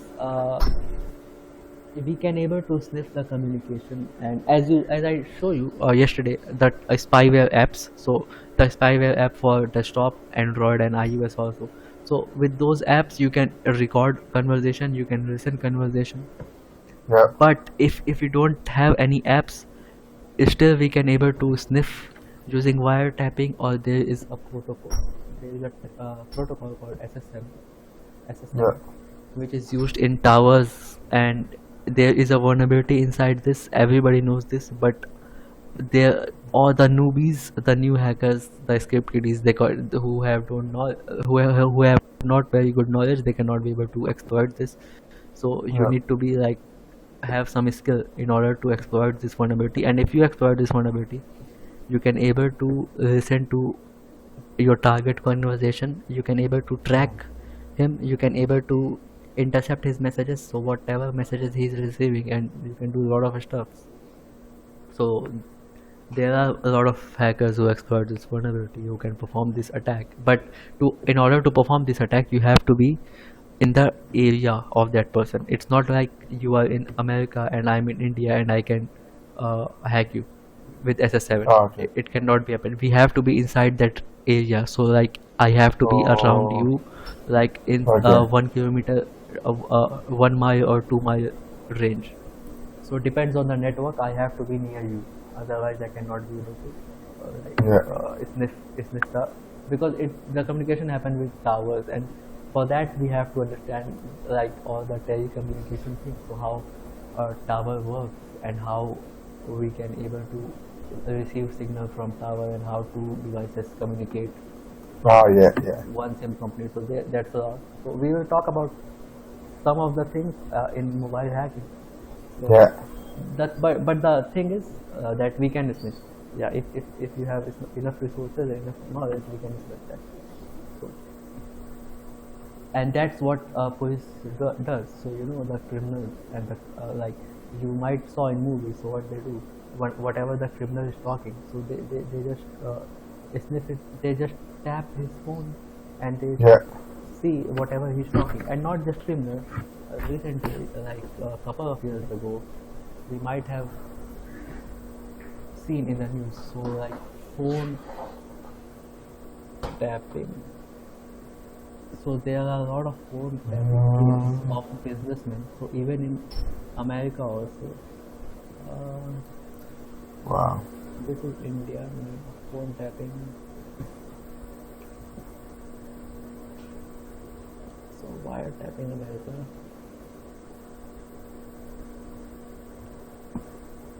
There is maybe it's Rupert Murdoch. Rupert Murdoch. Phone tapping, something like that. There might be some news related to that. So as you can see, so this person was like an entrepreneur. So like he owns a lot of news channels and corporates. So his phone got like hacked. So the attacker can able to sniff all the like conversations. So like with the help of phone tapping, he can able to see whatever the communication he's having with his clients and his business partners. So he can able to see everything. So Wow. this is like he owns a lot of, as you can see, CNBC. Okay, my battery is running low. So let me Alright. bring the charger. So wait, just Okay, one. okay. Yeah, no worries.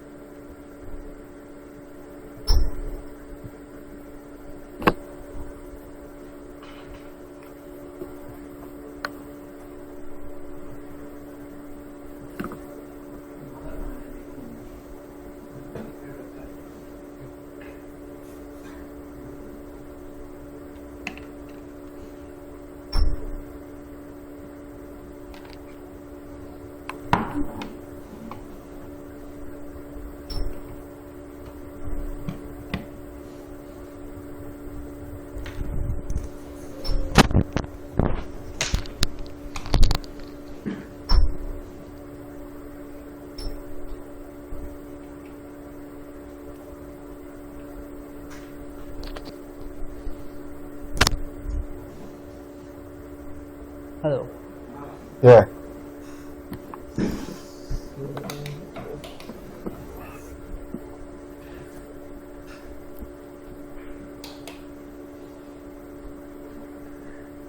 Yep.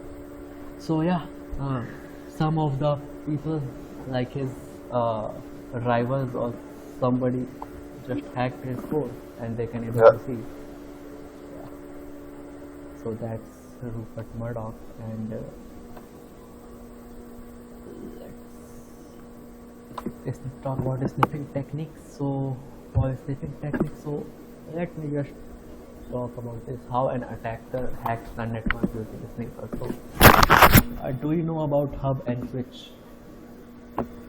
The hub.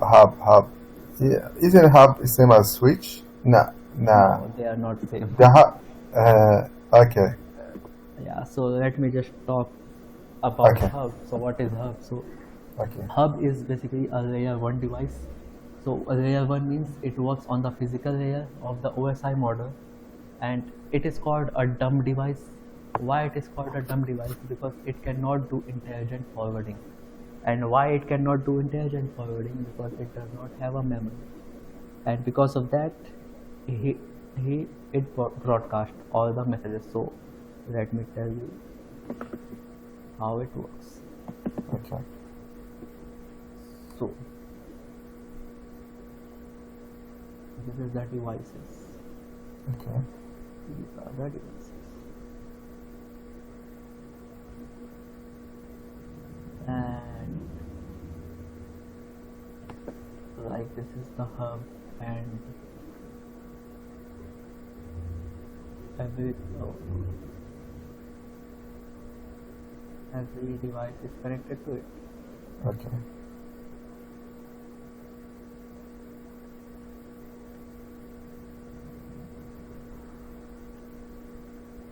And suppose this device needs to communicate with this. So it will send a request to the hub that I want to communicate with this person, this IP. So just connect me to this person. So what hub is going to do? Hub is going to broadcast this, and what broadcast means, it is going to tell everybody that this is the PC, and this PC wants to talk with this IP, any IP. This PC wants to talk this any IP. So it will send to everybody that are you this IP, are you this IP, are you this IP, are you this, and it will send to everybody. कि कौन है भाई, who is here? So who is this IP? And when the request goes to everybody, so this person will say, this computer will say, no, I am not that IP, I have different IP, I have different IP, I have different IP. So everybody will say, I have different IP, and they will just cancel the request that I am not that person. So and when the request will received by this, so this computer will say that, okay, I am this IP belongs to me, I am this, what you wanted to say. So the hub will say, okay, you are this IP, just this IP wants to communicate with you, just have a conversation. So now it will connect. So with the help of this, we can able to now communicate. So this is how the hub works. Okay. Yeah.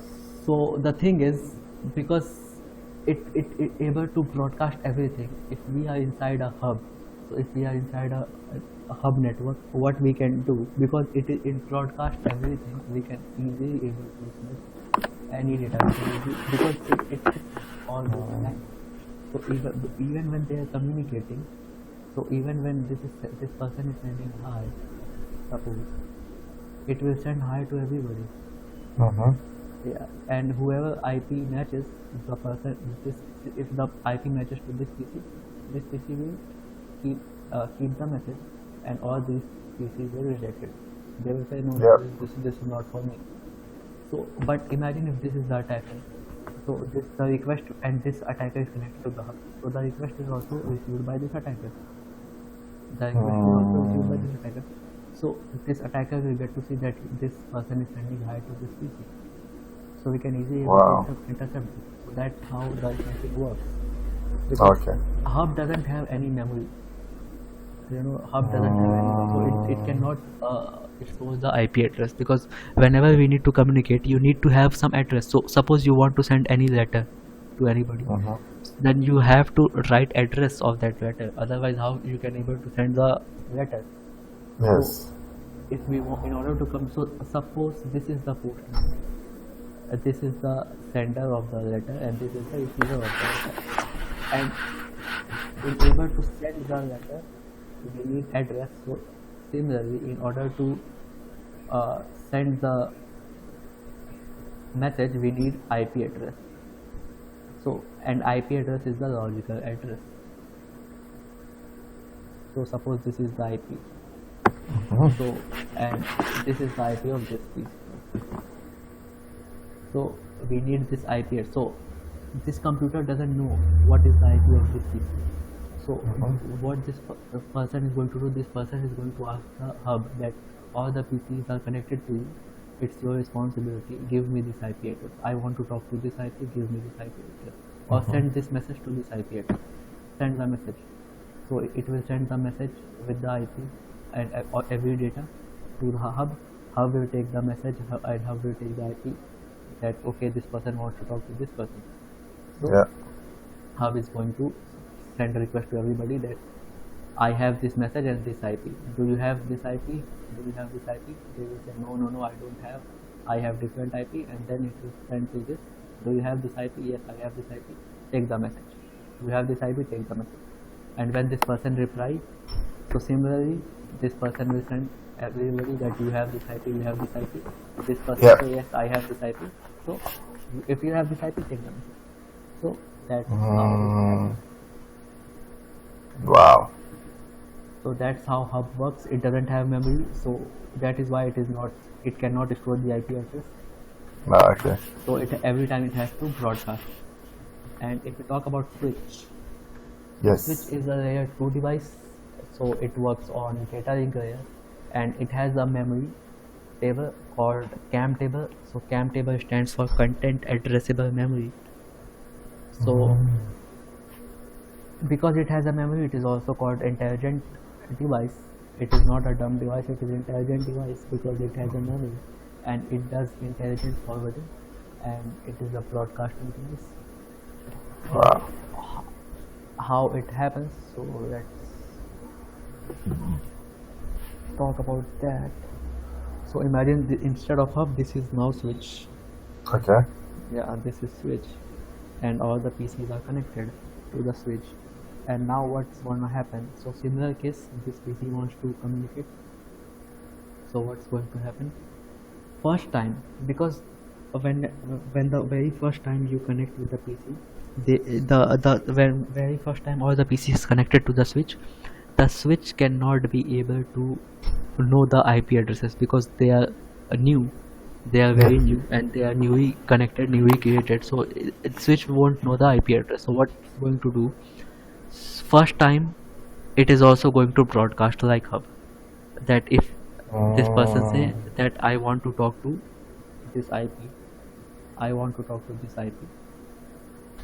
Then what switch is going to do? First time, switch is going to broadcast to everybody that do you have this IP, do you have this IP, do you have this IP, and this person will say I have that IP, and he will say okay, you have this IP, just take this IP and communicate and take this message. Okay. So now it receives the IP that okay, switch will say okay, so this computer have this IP. So now switch is going to store that IP inside his CAM table.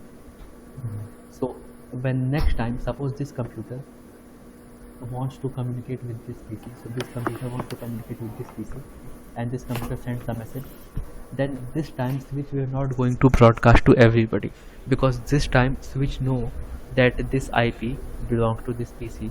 So instead of broadcasting to everybody, switch is going to take this IP and straightly send to this. That okay, this is your IP. This is the IP which I need to send. So here is the IP.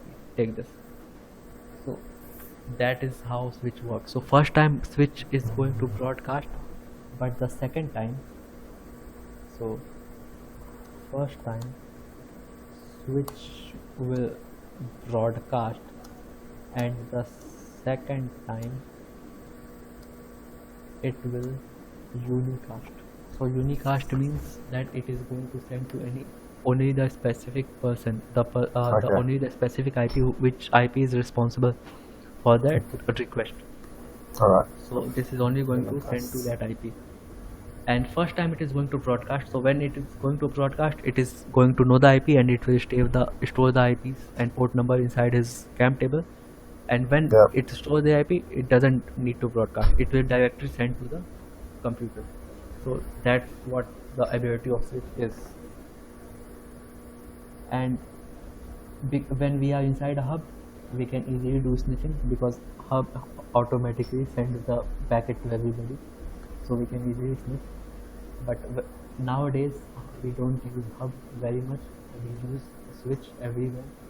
So in order to sniff switch, in order to sniff any packet from the switch, what we are going to do, what we can do is we are going to do some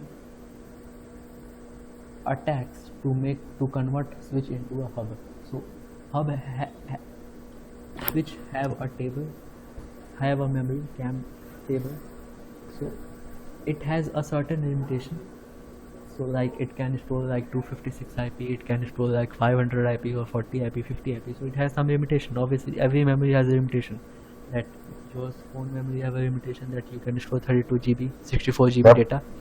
You cannot go further than that. So similarly, this memory also has limitations that they can store any specific amount of IP addresses or port numbers.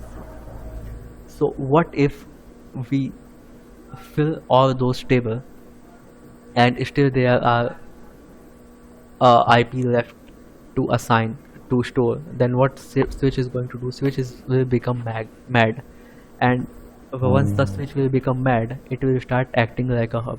So to convert switch into hub, what we do is we do a MAC flooding attack.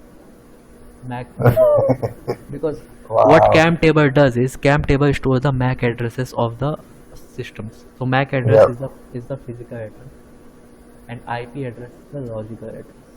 Okay. Okay.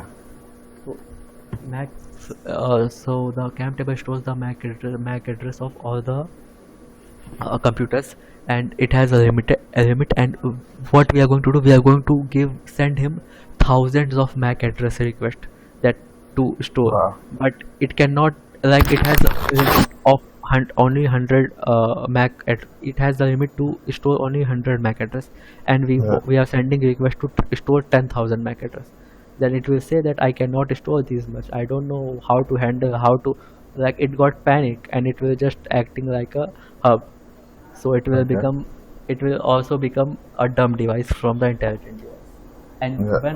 once it becomes hub, we can it is going to broadcast everything to everybody, and then we can able to snip that, because now it is hub, and hub we can use, because hub send packets to everything. Yes. So that's the technique here. So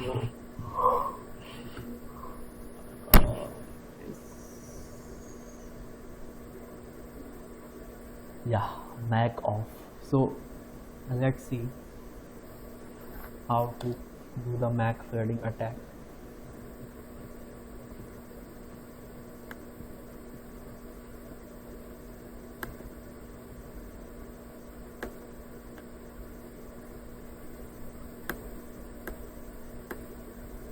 I will delete it later. And okay.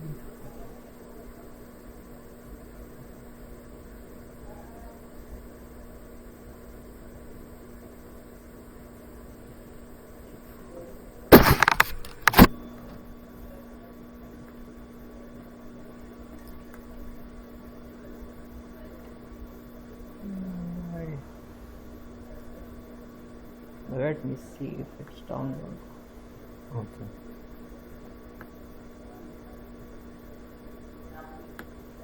I will do it later, because let's not go there.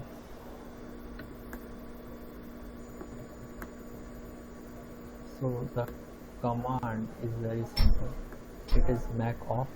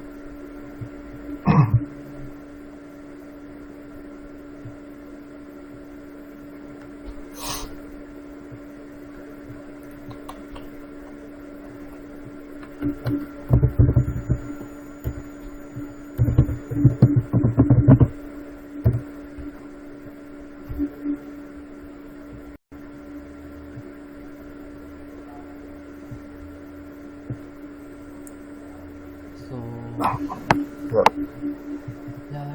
so first we need our interface.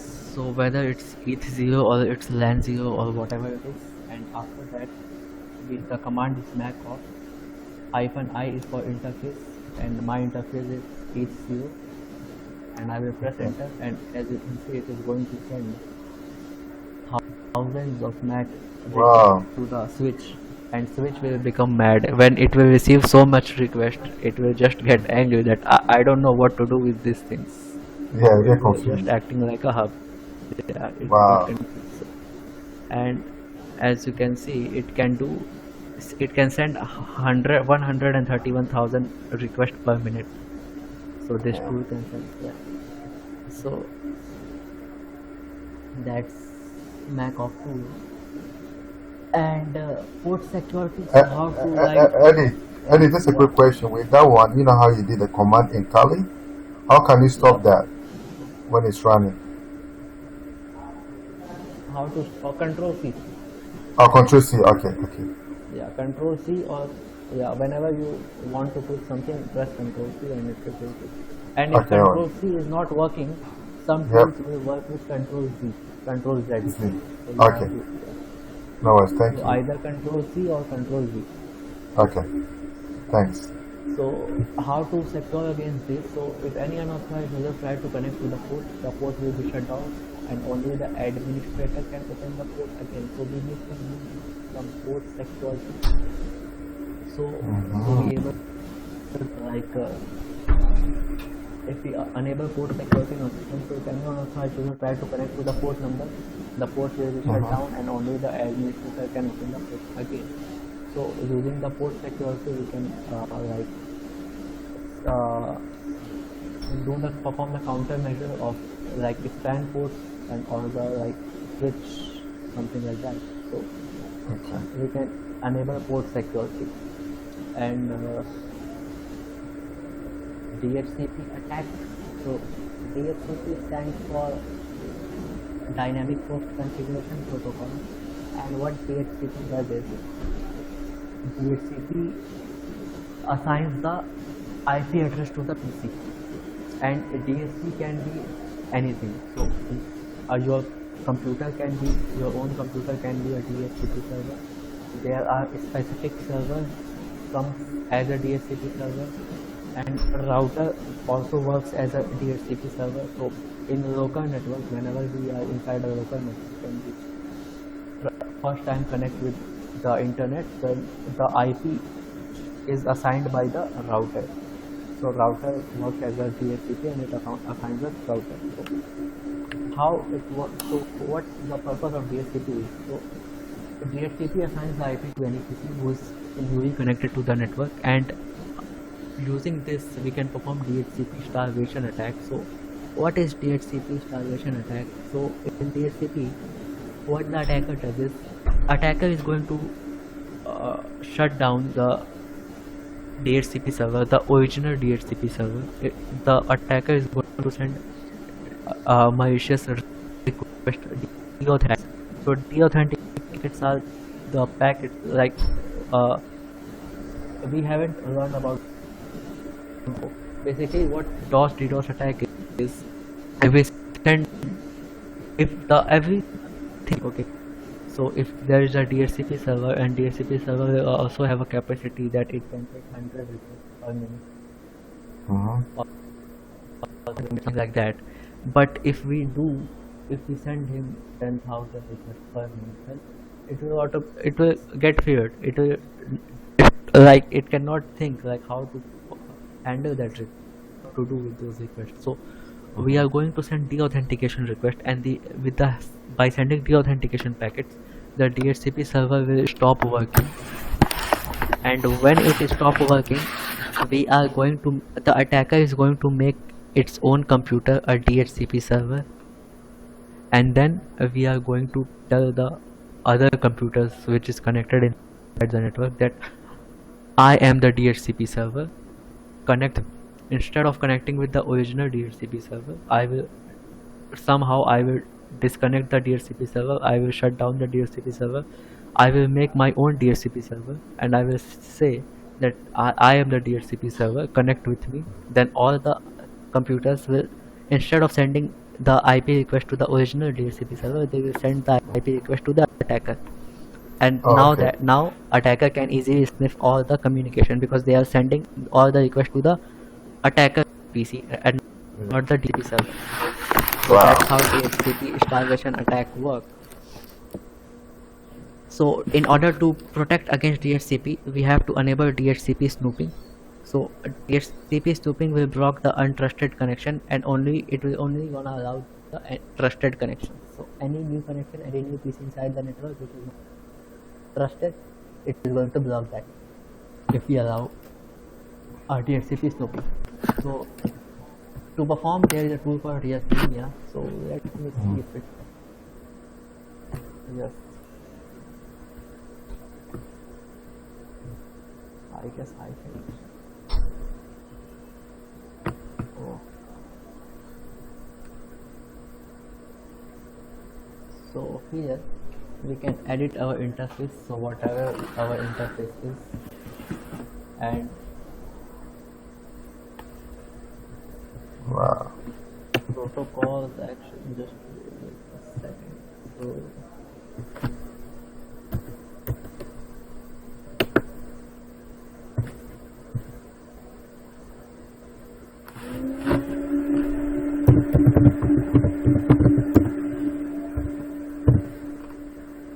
So as soon as I press on launch attack, it Yeah. will ask me the like what on which protocol I want to attack. So I want to attack on DHCP protocol, and what are the Okay. attack types. So sending raw packet, sending DHCP root server. So sending raw packets, and if I press OK,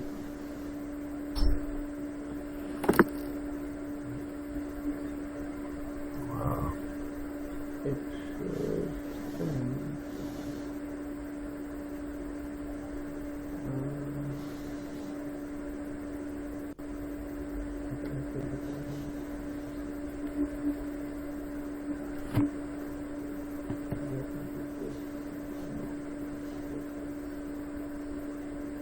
The raw packets are not sent.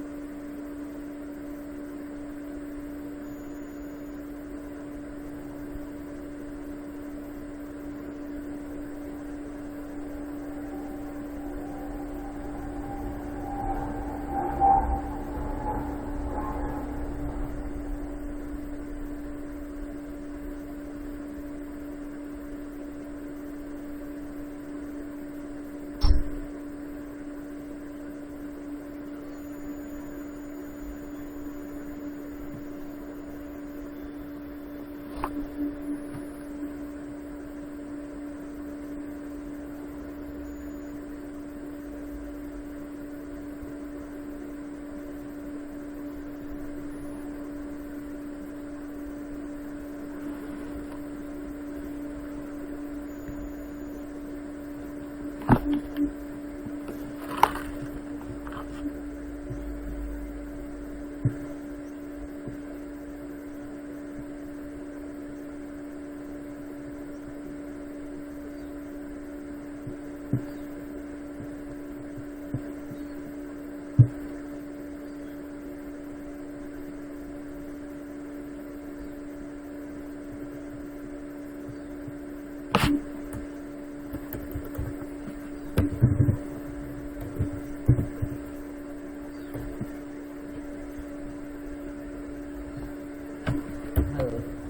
Hello?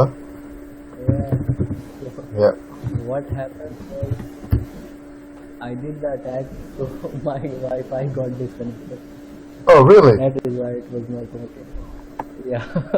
So because I was performing a DHCP attack, so because of that, I forget. I was trying from I was trying for like 2-3 minutes, and I was thinking that why not working? Attack. Then I closed the attack, and then now it started working. Okay. So I completely forget that I have to stop the attack. So Wow. that's how basically when we send the DHCP or a deauthentication packet, so as you can see, the PCs will not be able to connect to the internet, and when the attacker create their own DHCP, all the PC cannot be able to connect with the internet. They cannot be able to establish the connection. They will send the request to the and the attacker DHCP server, and that attacker give them the IP addresses, and then they can access the internet. And because the attacker has some malicious server, so he can able to intercept everything. He can able to see the. Yep. That's the tool. And and let me see what are the things.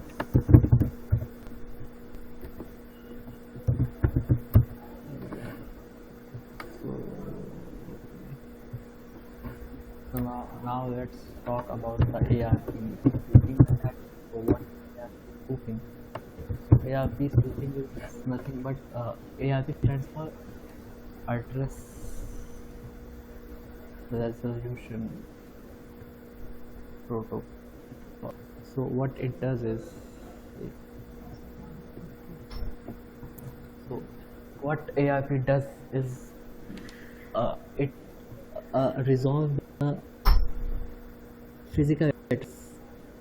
So it resolves the IP address from the physical address. So whenever we communicate, we send the MAC address to the destination. So ARP will take the MAC address and it will resolve it into an IP address of ARP. And using ARP spoof attack, what we can able to do is we can able to sniff the packets of a PC, any PC. So if suppose one PC is communicating with, so whenever we communicate with the internet, the request will be sent to the gateway. So we have the IP and there is the gateway. And what is the gateway? The router is the gateway. So all the packets will be sent to the router. So whatever we are sending on the internet, so if you want to open Google, what is going to happen? You press google.com, the packet will be sent through the router, because you are connecting to the router. You are connecting from the switch through the router, and the router is the one who will send the packet, who will choose the destination where it has to go. So we will act as a router. We will told the victim, we will told the target IP that we are the router, and we will told the router that we are the victim. So we are spoofing from the both side. And when we told the victim that we are the router, the victim will send the request to us instead of sending the request to the router. And we told the router that we are the victim, so the router will send the request to us. The router will send the response to us instead of sending the response to the victim. So that is how it works. So we perform it is called man in the middle attack. So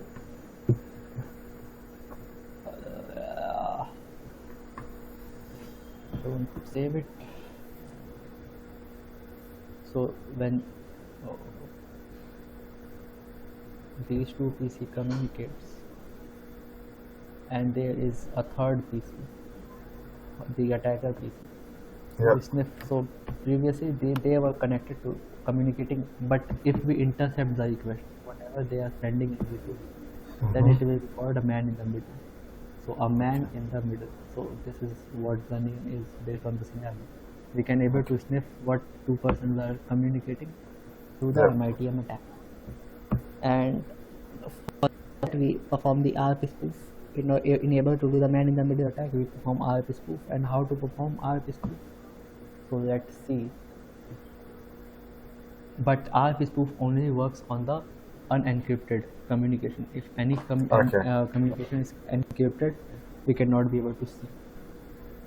So the command is, so first we need to use this in order to redirect, in order to forward all the IP traffic. So we have to use this. So echo 1 proxy net. So echo 1 proc sys net proc sys net IPv4 IP forward. So now all the request will be forwarded, and now we need to run the command. Okay. So ARP spoof. So ARP spoof, and then the command will be like, we need gateway. So what is the gateway?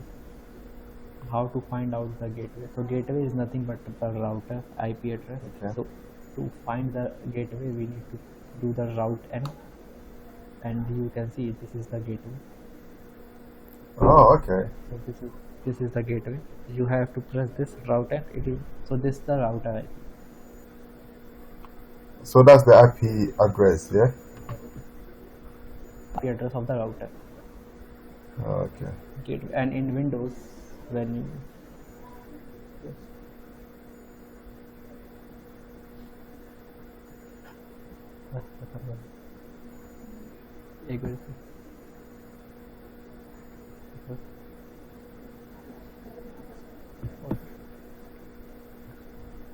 so we will see this attack, and after that we will close the session. So Okay, no worries. because I have to take the class, and Yeah, that's fine. already 2 hours. Yep. So Eddie, and, Eddie, with this address be the same as if you do if config, or is a different address? what If config, you know, when you do if config. when we do if config, we only get our own IP. Oh, okay. We don't get the router IP. Oh, so this one is the router. Okay, I got you. This one is the router IP. Oh, okay. Thank you. Yep. Yeah. Okay. So let me do one thing. I will Okay. continue tomorrow because Okay. I have No to worries. take the class and it will take a lot of time. So Yeah. we Yeah. will perform the these are together. So these are Okay. this is a 2 and this is a, and when I demonstrate, I have to it will take some time for. No worries. So yeah. So we can able to able to like see the HTTP websites, but we can able to there are some methods which we can use to bypass the encryptions. So we can also able to see that if a website is using encryption, then how can we degrade it and how can we still receive it. Okay. So using that, so that's for tomorrow. So all the Okay. malware attack and the remaining is nothing. No worries. And yeah, let me tell you one thing. I tomorrow. I won't be because I have to go somewhere for some work. Okay. That's fine. Out of city. So Okay. I will come. I will go tonight. Let me